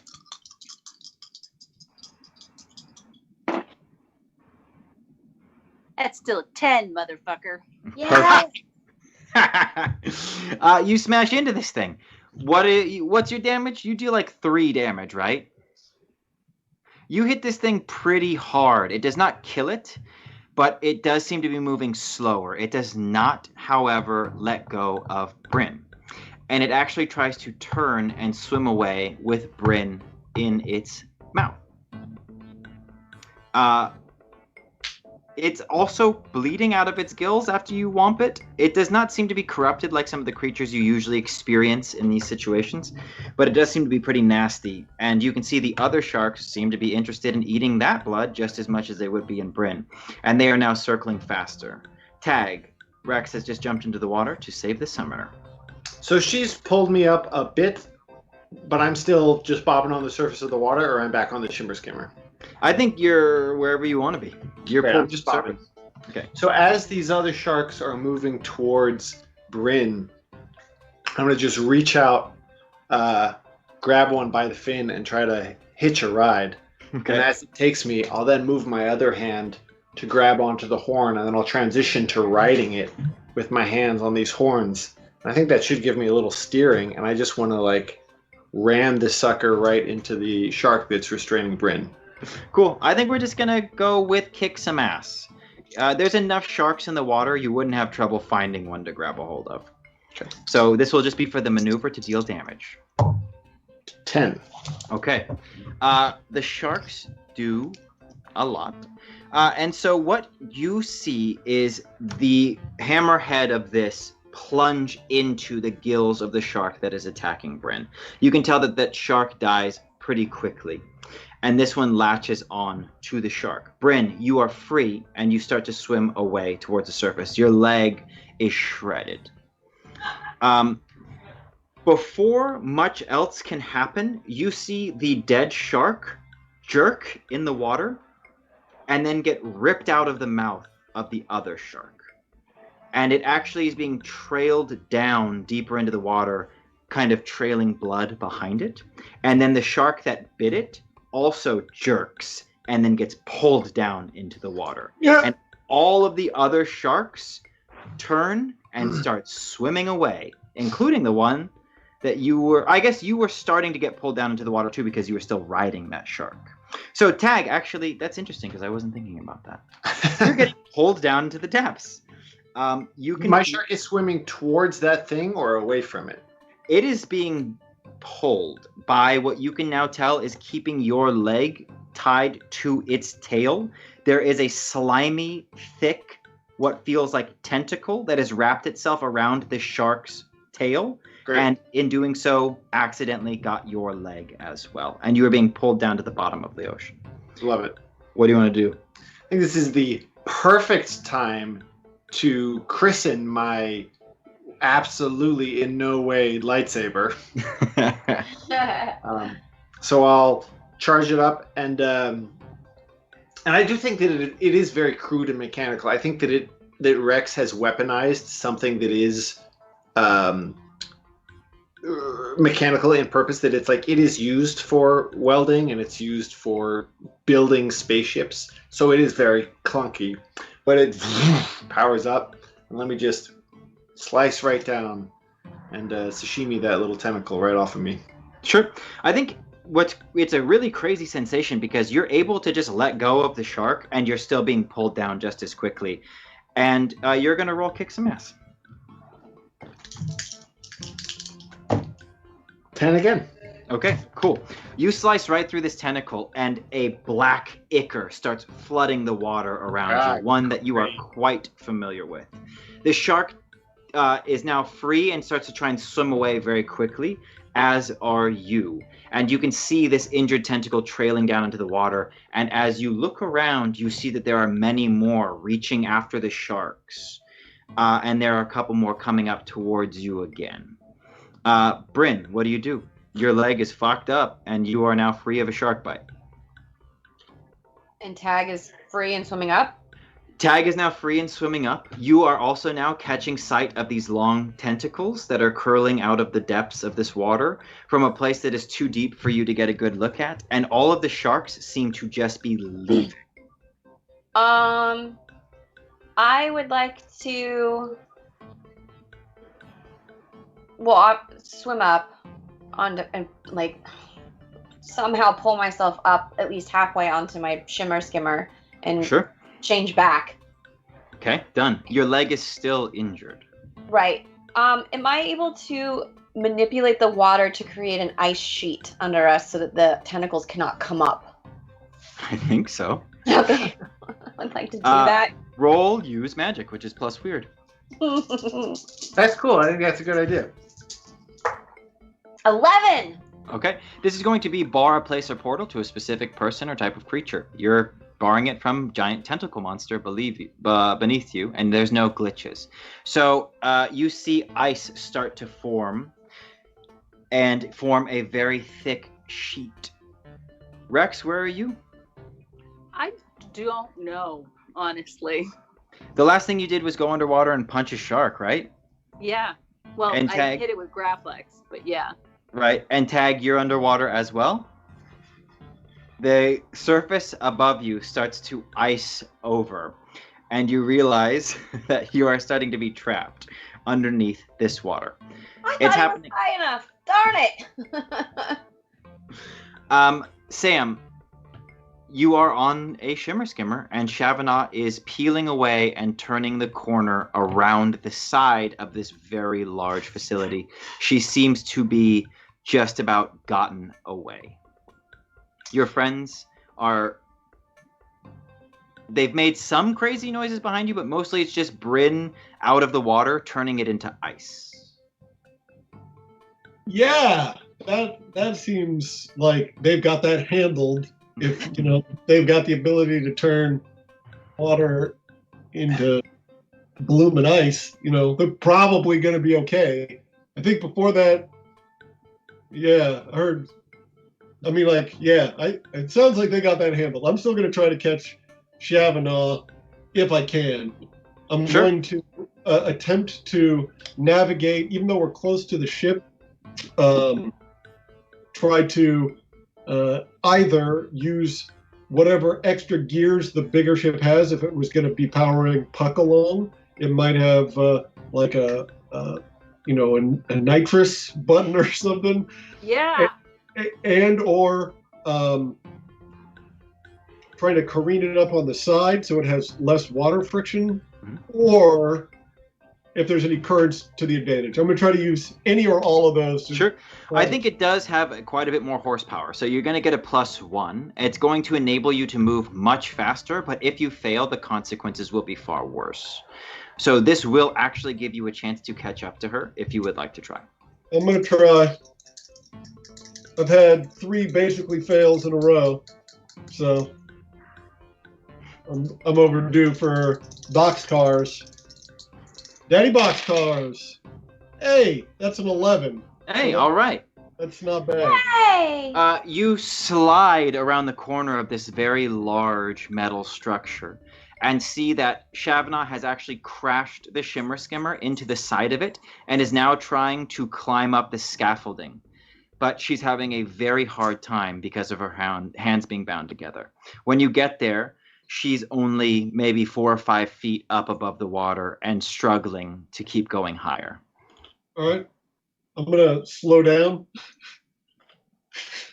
and go ahead and buoy, like tie off the other skimmer to the skimmer I'm on. Sure. And pull it away from the wall.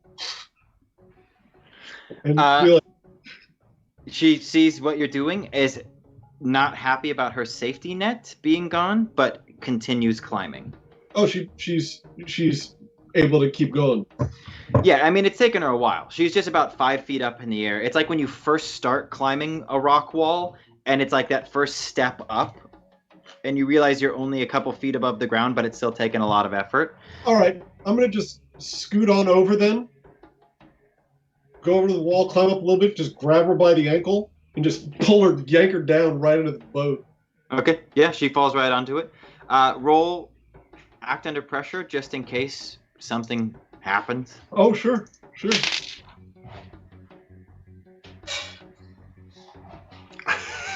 I was looking away. Was that another fail? Well, You hold can on. No. I mean, I don't think it's a fail. I think I get a bonus for this one. This is plus cool. Oh, yeah. You'd think that, but so funny story, but it's a 6. No! You grab Shavana and you grab her by the ankle and you give her a mighty pull, and her hands come free from the wall that she's grasping because it's very difficult for her to keep hold of it. But as she's falling, her shackles actually hook onto a piece that is jutting out.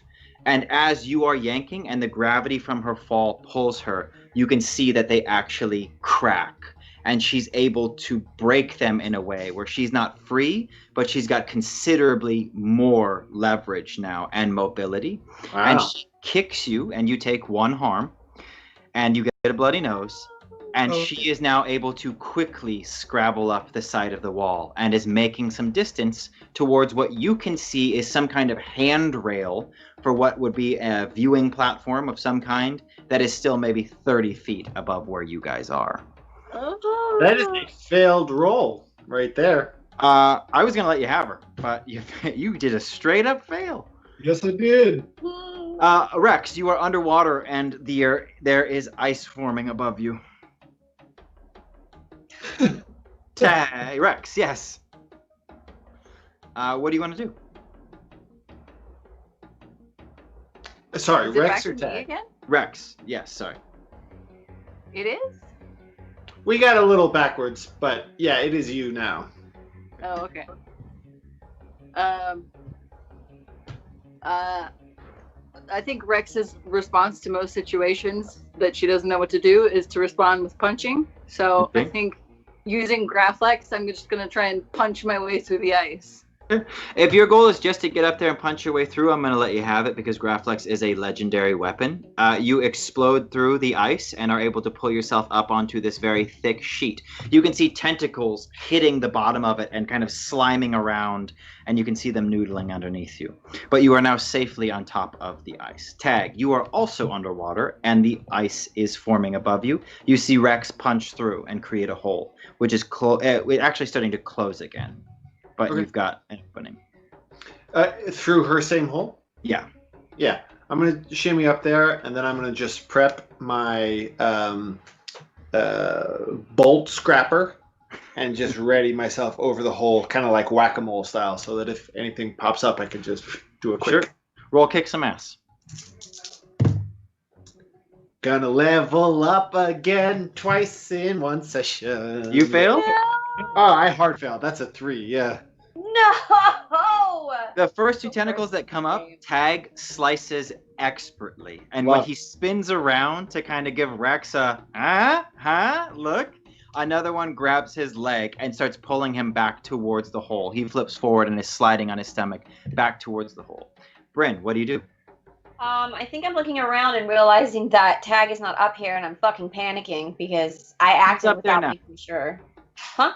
He's up on the ice now. He Tag made it. is? Yes, you've just seen him slice through these tentacles up on top of the ice, but now he's being pulled back towards the hole in it. I'm gonna close the hole. Go for it. Roll. I think with your plus, you can just do that. And what you see is the tentacle gets stuck into this hole. Because you rolled no glitches and you're just forming ice that hasn't completely formed, it just forms around the tentacle and freezes it in place. It is still active, though, and holding on to Tag. I would like also. Am I close to it? Yeah, I think you're all within like 6 feet of each other. Can I go over to it and cut off a piece to keep for later? Yes. What are you going to use? Thank you. I'm just gonna use my staff like a laser beam. Okay. Just one more time. Give me a plus weird roll. Okay. 13. You slice this tentacle right in half. You're able to scavenge as much of it as you want. Tag is free, and you're now standing on a very thick sheet of ice. As each of these tentacles were sliced, you did feel a bit of a reverberation, kind of sonic blast from underneath you. As this final one is frozen and then sliced off, you can feel it being pulled until it rips the ice back down and disappears into the water, and you hear what sounds like a chorus of whales screaming in anger. And then you are in the quiet of the sea. The sharks are all gone, and the tentacles seem to have also been scared away by the amount of them that you sliced off. The three of you are standing there on the ice, and you realize that Sam is not with you. Sam, you are watching Shavanok climb up towards this railing, and she is almost there. Yep, I wipe the blood off my face and try to shake off the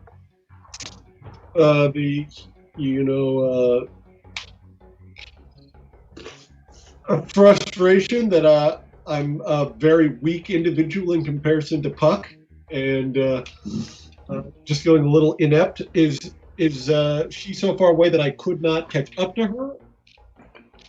You could climb up after her. That's what I'm doing. Sure. It's not the easiest climb, but there is a lot of metal scaffolding on the side of this thing. There's like a lot of satellites, antennas, a lot of stuff that has just been mounted on there. There's a lot of handholds. And you start climbing up. She makes it to the railing before you do. And when you come up over the railing to overtake her, you realize you're on like a patio workspace.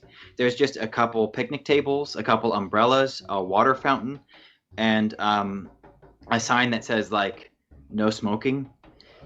And you've taken this rather mundane Surrounded by setting, cigarette butts. Surrounded by cigarette butts. You take over this rather mundane office setting, and you have just enough time to realize that Shavana has snuck around behind you and wrapped what is left of her shackles around your neck. She pulls you close to her and falls over backwards to take you with her. And the two of you are struggling. And she says into your ear, "You know better than anybody else what they're going to do to us at this place. You think they're going to let you walk in here just because you got an executive friend? I am an executive, and they're going to do the same shit that they did to you to me. Don't let me get taken in there. Just let me go. Oh, I forget you. I don't even know what your name is. Let me go." And you are in a grapple with her, but you still have full use of your arms and legs. All right, I will attempt to do a reverse headbutt and smash the back of my head into her nose to return the favor. Kick some ass.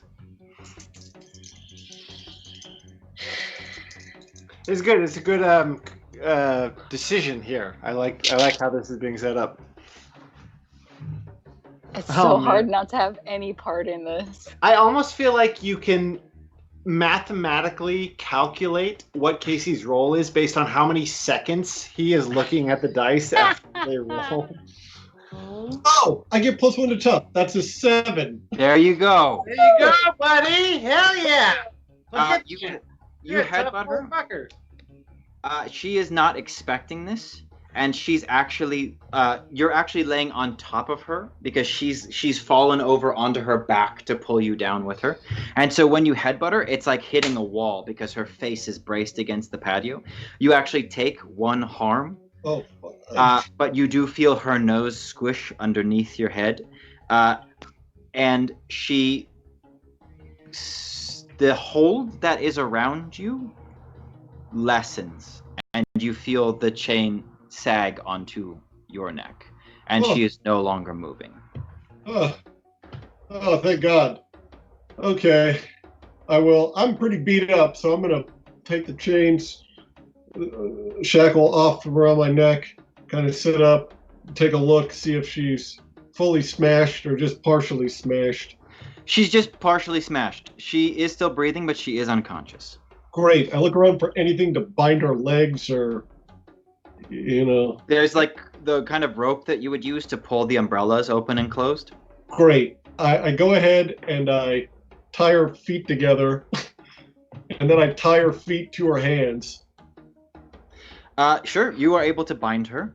It takes some time, and you are just kind of on this patio by yourself. There is nobody here, but you're able to get her tied back up. We're going to return to the trio who is standing on the ice in the water. It's all quiet. There is a rather large science facility rising up out of the water in front of you, and what looks to be the remains of shark dinner frozen into the ice and floating in the water around you. I can't walk, I'm guessing. Yeah, you have a leg injury that's going to impede your movement Okay. until you address it or fix it. I Can we think- talk? Sorry, Rex, go for it. Oh, I was just going to ask if the ice extends to the facility. Like, could one walk across the ice to the facility? Yeah, Bryn rolled like an 11 or whatever, so that's why I gave the tentacle freeze to her, and I think that a pathway being formed out of this is what the intention was, so absolutely. Then I think Rex will quickly assess that Bryn's injury, while serious, does not appear to be life-threatening. Mhm. And so we'll like throw her boots on. And I did see like the general direction of where Sam and Shabana headed. Oh, for sure. It's just like there's just this one thing that you've seen on this entire planet, and they just went around the back of it. Yeah, It's a very so- large structure, but they just went around the back of it. You so go, I think Rex. my move I'll stay with is Bryn. to. Do you have a Yeah. med pack? There should be one. There should be one in your survival kit. As I like sprint across the ice towards this facility, because I don't know what's happened with Shabadon. I'm just trying to get there as quickly as possible. Sure. So the way that this ice is going to work is it's going to get you to the facility, but it's not going to wrap all the way around behind it. You could easily take one of the shimmer skimmers that you have. It would be faster and get you around the side if that's your goal. If you're just trying to get inside the facility, you're welcome to run up to it on the ice and investigate it. I think my goal is to try to get as quickly as possible to wherever I last saw Sam and Shabana. So Okay. whatever, if that means like running up to the facility and then like quickly scaling it because I have 6 stunts. maybe No, that's it what would that means. look fucking sick if you did, especially if you did like a gainer off of the front of it or something. But Yeah. no, that you would jump on the shimmer Okay. skimmer and cruise around. And when you Great. get around the side, you see the other 2 shimmer skimmers. They've been tied together and they are slowly floating away. And that's it.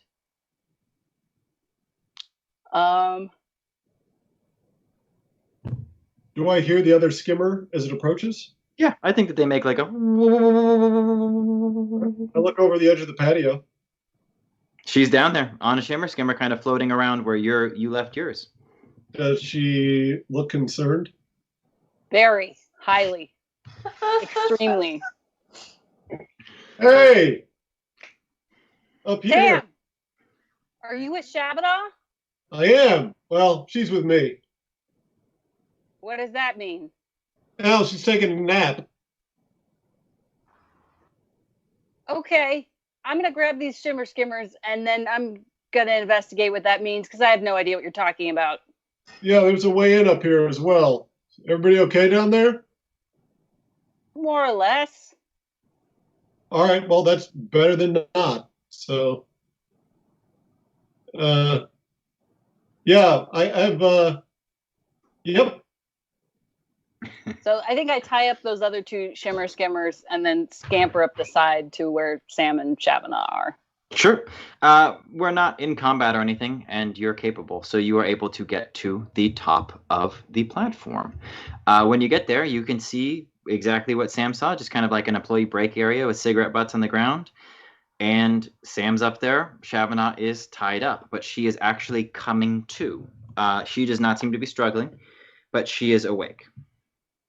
I think go ahead and sit on her like I would if I were her older sister and she was like an annoying toddler that I was trying to hold down in one place.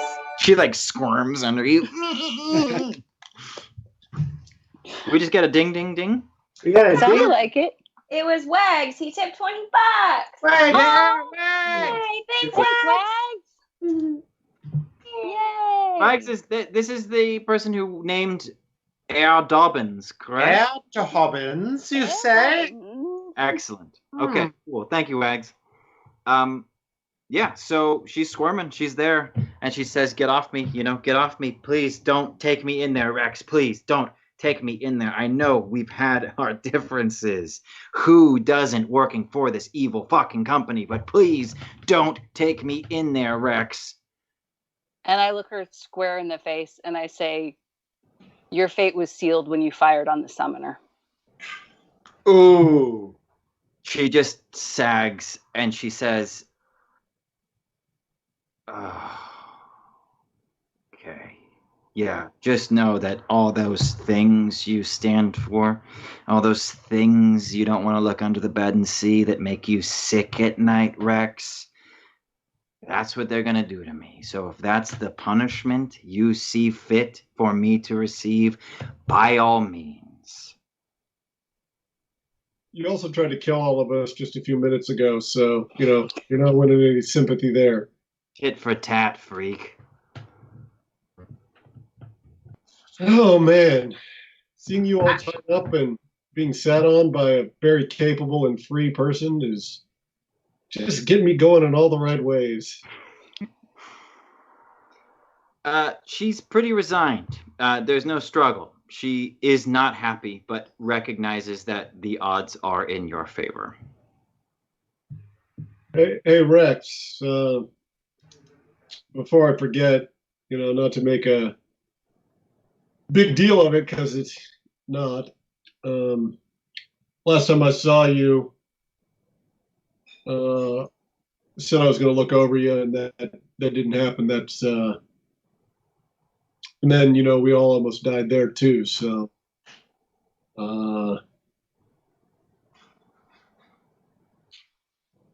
sorry. I just nod, indicating that it's okay. And Barf, Shavana says. And I say, "Thank you for what you did." Sam nods back in the same way that Rex nodded on the previous sentiment. Shavana cracks her knuckles and says, "So, which one of you two is going to carry me down the vertical 30-foot drop into the water?" I think we just throw you over. I think that's probably the fastest way. The color drains from her face, and she gets very, very uncool. And she says, "Yeah, well, fuck you." Oh, that was good. That's good. You cooking that one up the whole time that she was sitting on you and cooking up these zingers for us? Get them while they're hot. Hot takes. Chavanagh with the zingers. Fuck you. I like it. You should take that one on the road. You got a whole hour. Get out of that one. You can see her like trying to come up with something to say in return, and she just like, yeah. Fuck me. There it is. I see it. Here.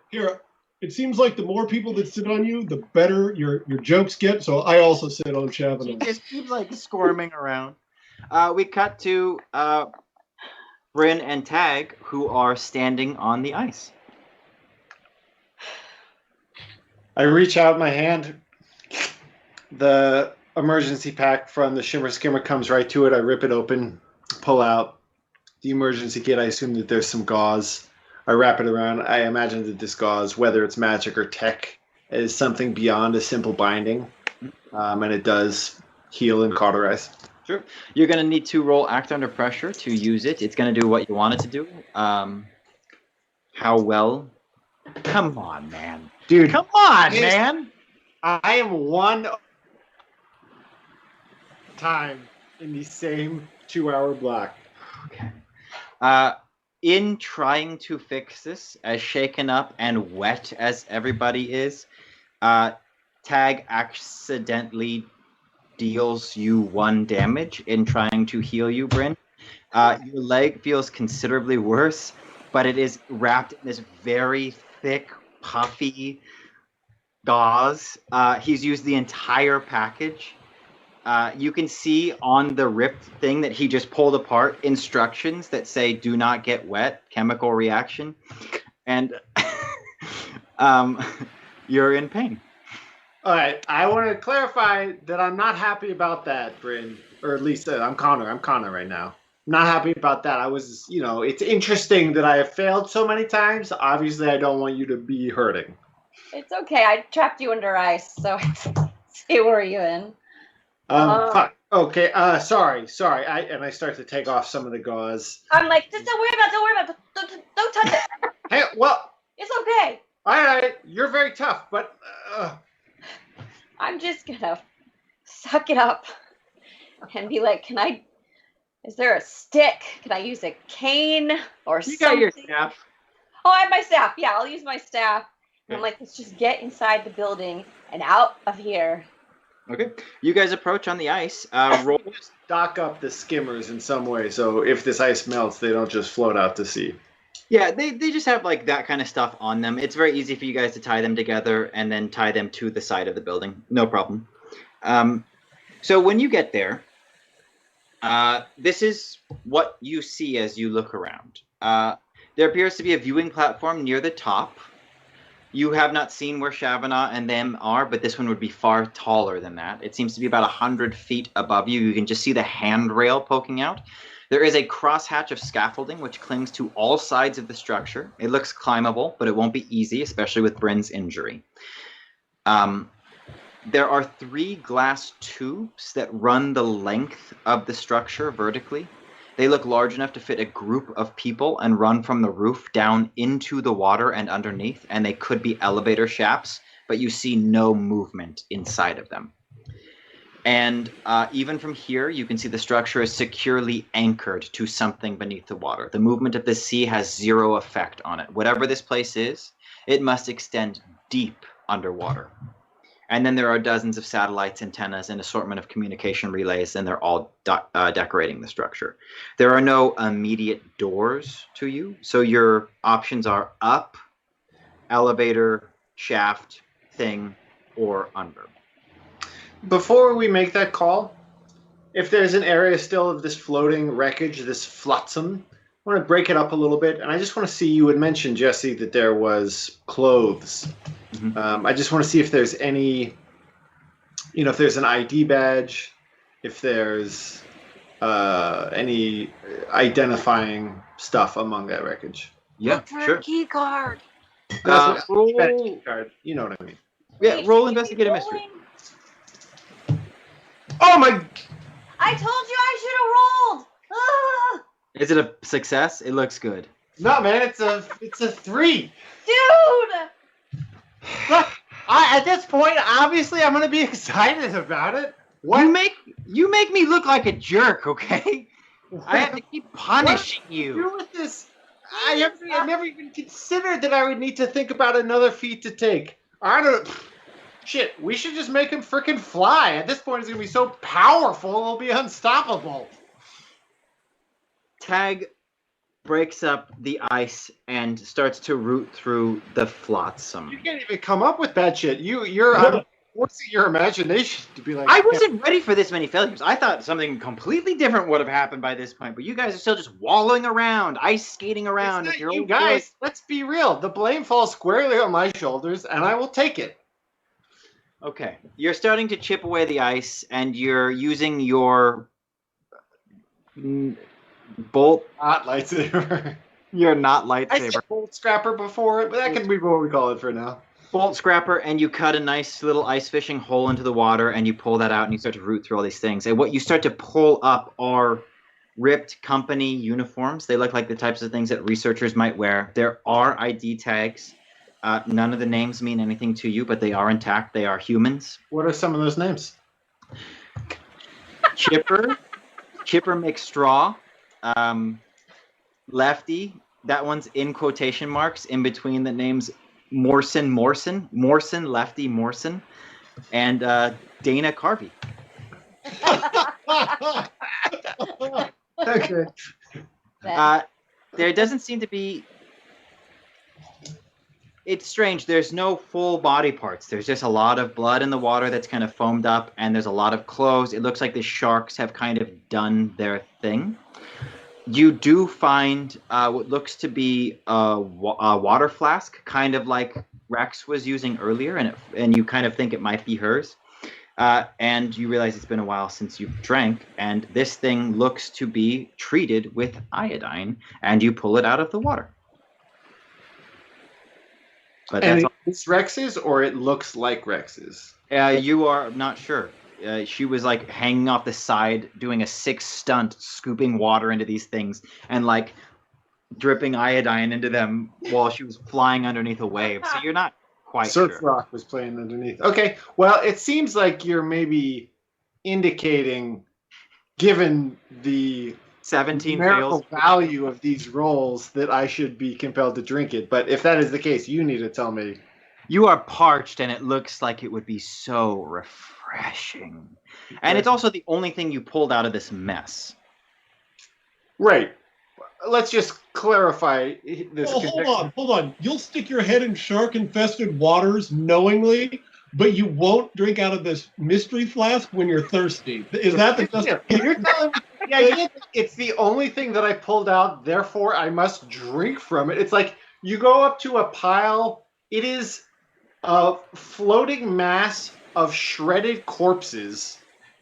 And I'm going to pull something out of that and be like, well, since it is a drinkable item, I have no choice but to drink it.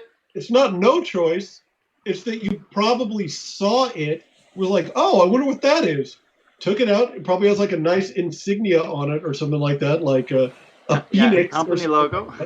You know, and then it probably has like some like banner on it that's like tasty delight or something like that. Yeah. Look, Oh, we oh, talk oh. about we want everyone here in the stream and everyone watching the stream knew 3 minutes ago the tag was obviously going to drink from this canteen of blood froth or whatever it is. So he does. Yeah, Bryn's walking by you, and she is using her staff as a cane, and she just catches out of the corner of her eye you rising up from your investigation to come and join her and lift this flask to your lips. Oh We my cut God. back to Rex and Sam. As you are deciding what to do, you Is do there- hear the yes question. Please. There is a hiss behind you as the door that leads out to this employee breakout room slides open. And out steps, familiar to some of you, a tall, pale man in a white lab coat with a very big smile on his face. And he looks at Sam. There is a moment in which he registers exactly who you are, then looks to Rex, sees your company insignia, and then looks to Shavana, and impossibly, his smile grows. And he says, "Wonderful. You must be here to deliver us more test subjects, yes?" We cut back to Tag as the water is drained out of the flask, and just for a I would've second, knocked the that out. camera catches a small black tentacle sliding into his mouth. Blackout. It's a little tadpole. No, Oh, Jesse. this water is so chewy. Yeah. No. Got a lot of vitamins in this one. Yeah, briny. Ooh. Tastes like a science experiment. Ooh, I don't know. Calamari flavored LaCroix. Give it a couple years. It's inevitable. Oh. Cephalopods alone. They never did anything to anybody. I just can't get behind it. That's fair. Too smart, too smart to eat. They're smarter than dogs. Yeah. Yeah, I had it once as a kid, and it wrapped around my tongue, and it wouldn't come off, and it terrified me so much that I didn't eat seafood for 25 years. Wow. Wow. Yeah. Wow. You I guys won't. ever hear the one about the disappearing fish in the aquarium, like a pet store?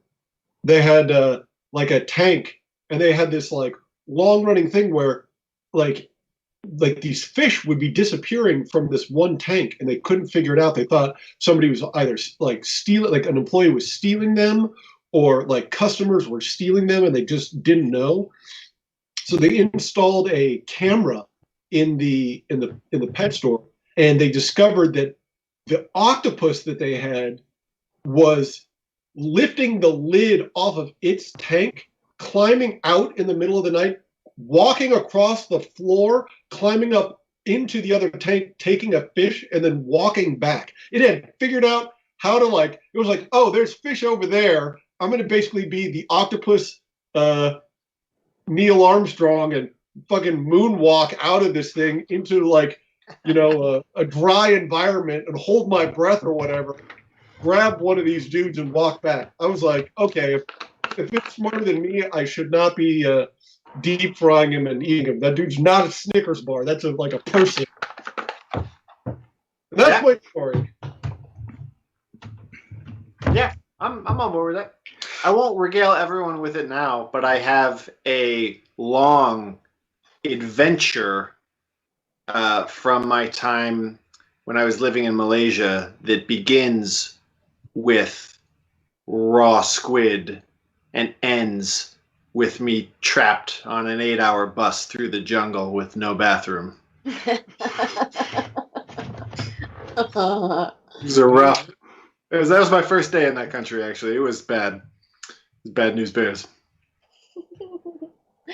Yay! Yay, who else has poop anecdotes they want to share? I'm saving mine.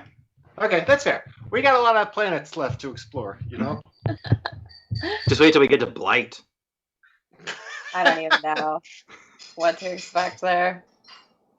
That's some crazy stuff. All right, we're going to do a little bit of a different ending for you guys. Yeah.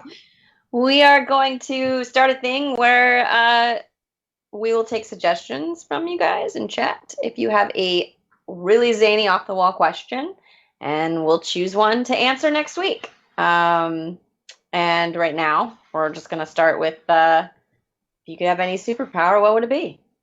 Because inquiring minds want to know. We'll start with you, Jesse. With me? Yeah.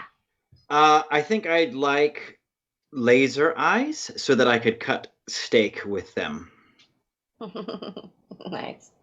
They obviously have other applications too, but what excites me most is the ability to use them to cut steak and impress everybody that I'm eating dinner with. So let's just, for everyone who's going to be answering the question after that, let's remember any superpower, and you choose the one that doubles as cutlery.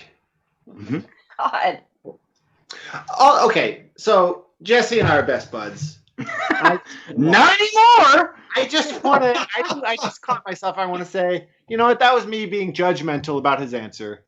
And while it was in good spirits and the spirit of friendship, it was wrong of me, even in jest, to mock your laser eyes for cutting steak only. Yep. I'm sorry. Now you tell us yours, and it better be really good, especially if you're going to cut down everybody else's. I think it would be like the ability to walk into a room and just magically cue any piece of music to play. You know, just not on speakers or anything, but just like it plays, you know. Self-activating life soundtrack. Yeah, but only taking from the discography of ELO. Okay. Yeah, in terms of efficacy, beat that, steak eyes. Oh boy. Trin? I think mine would just be to accurately estimate how long it will take me to accomplish any given task. That's good. That's pretty great. So practical. What about you, Casey? Well, I feel like everybody's made some very good and strong choices so far. But I'm going to go ahead and be the guy who picks something crazy OP, and I'm going to go with time manipulation, which, you know, ostensibly would not only make me immortal and able to like learn what in any amount of time, but it also doubles as speed like the Flash and time travel. So that seems like a easy way to almost instantaneously drive myself insane. But yeah, I'm willing to give it a shot. How about you, Coronado? I want the superpower where I can plug the USB in the right the first time. Because it's fucking wrong every time. Every time. 3 times. Yeah. Wrong, right. It is. Every- Why is that? Because you don't have faith in yourself the first time. You just assume it's the wrong way. So you throw it. You throw the first plug. Has anybody ever gotten a USB in the first time? Has anybody ever in the history of the USB?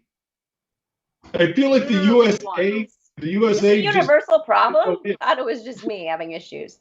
Oh no, this is plagues society at large. So chat, I think if you got some other stuff you want us to mull over in this fashion, drop it in the Discord. And right, is that how we're gonna do? Drop it in the Discord, or just next week, just throw it in chat. Chat, Discord, Twitter. Tag us on Twitter. Oh, Twitter's great. Yeah. We're at Void Jumpers, so just tweet at us or tweet with, I don't know. Do we have a hashtag? I don't know. We could just use Void Jumpers as a hashtag. Yeah. And hashtag tag lost his pants ellipses again. Well, the ellipses ruins the hashtag. But we'll see it. Yeah. Somebody in chat suggested that the weapon that Rex made for tag had a unwanted side effect that every time you used it, you lost your pants. I'm sure I imagine having a waist holster for it, so it's quite likely that I may burn my pants/belt off. I don't even know. I assume that he got in the interim between arcs. I assume he got pants again. Yeah. Yeah. That's what our space travel on Haven will be. You guys can take a nap, have a snack, and put on a new pair of pants. Great. Yes. All right, take us home, Bryn the Summoner. Oh, me? Well, where can we find you, brilliant people? If we want to find you, just let me know. Go for it, Jesse. I'm at Well, Jesse maybe Keeter on Twitter. If we talk about, can we talk about polls before we do our little? Yeah. Oh, you mean that thing I forgot to leave space for at the beginning of the show? Please. She's looking at you, frozen in her disdain. She totally I is. wanted to talk to. Oh, of course. Did I just You're cut back. out? You're back. You back. Maybe. You're back. You back. So first off, I just want to say a huge thank you to our chat. We raised so much for our organization in Kenosha. Oof. Yep. Just came fun and wanting to hang out with us. And I always appreciate the time that you come to spend with us. Did I cut out again? You're back. Right when you realize you've cut out, you're back.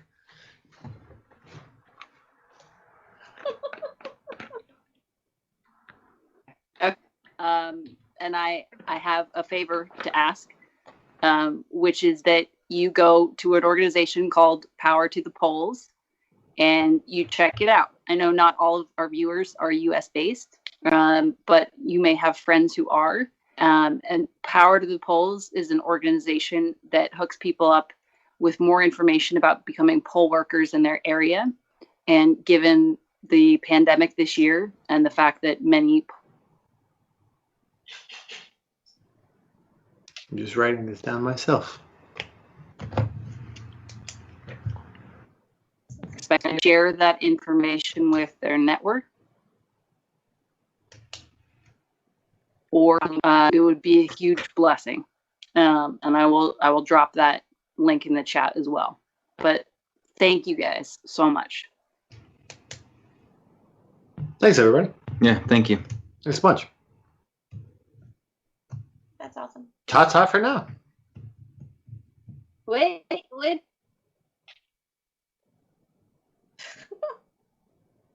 I'm at Jesse Right. Keeter on Twitter. You rest, you bastards. Tell them where to find you. Yes. At Connor_Marks. I've recently discovered I don't do a lot of social media, so I do play chess almost every day. So you can find me on chess.com at time to checkers, and the 2 is the number 2. So time to checkers. I was writing this down as well. That's amazing. Trin, where can they find you? I have been less on social media these days because I just started 2 new jobs. Yay! Yeah.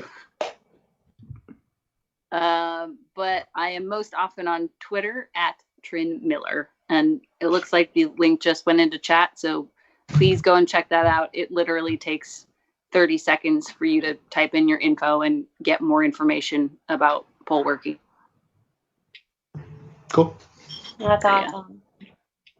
That's awesome. You can find me on Twitch. It's a Smalls World. We're playing spooky games right now. We're playing a Welsh ghost story called The Maid of Sker, and then for the next 2 months it'll just be scary games. Cool. Yeah, and thank you to Mark Thomason, our tech guru. Woo! Yay. And to Aaron Buman for our new intro, which is so good. If you guys haven't seen it, we shared it on Twitter. You can check it out there. And to our mod, Merc Worky. Yeah! Woo! They've got Masters of the Metaverse coming on, it looks like Friday. I did not check the schedule. We definitely have Masters of the Metaverse on Friday. I don't know why it's on Friday, but you can check that out. Cool. Come see us next week, next Wednesday. We're Next gonna Wednesday. Bring do your some friends. shit. Bring Yep. your family. Bring food. Yeah, see you next week. Bye, everybody. Bye. Snicks.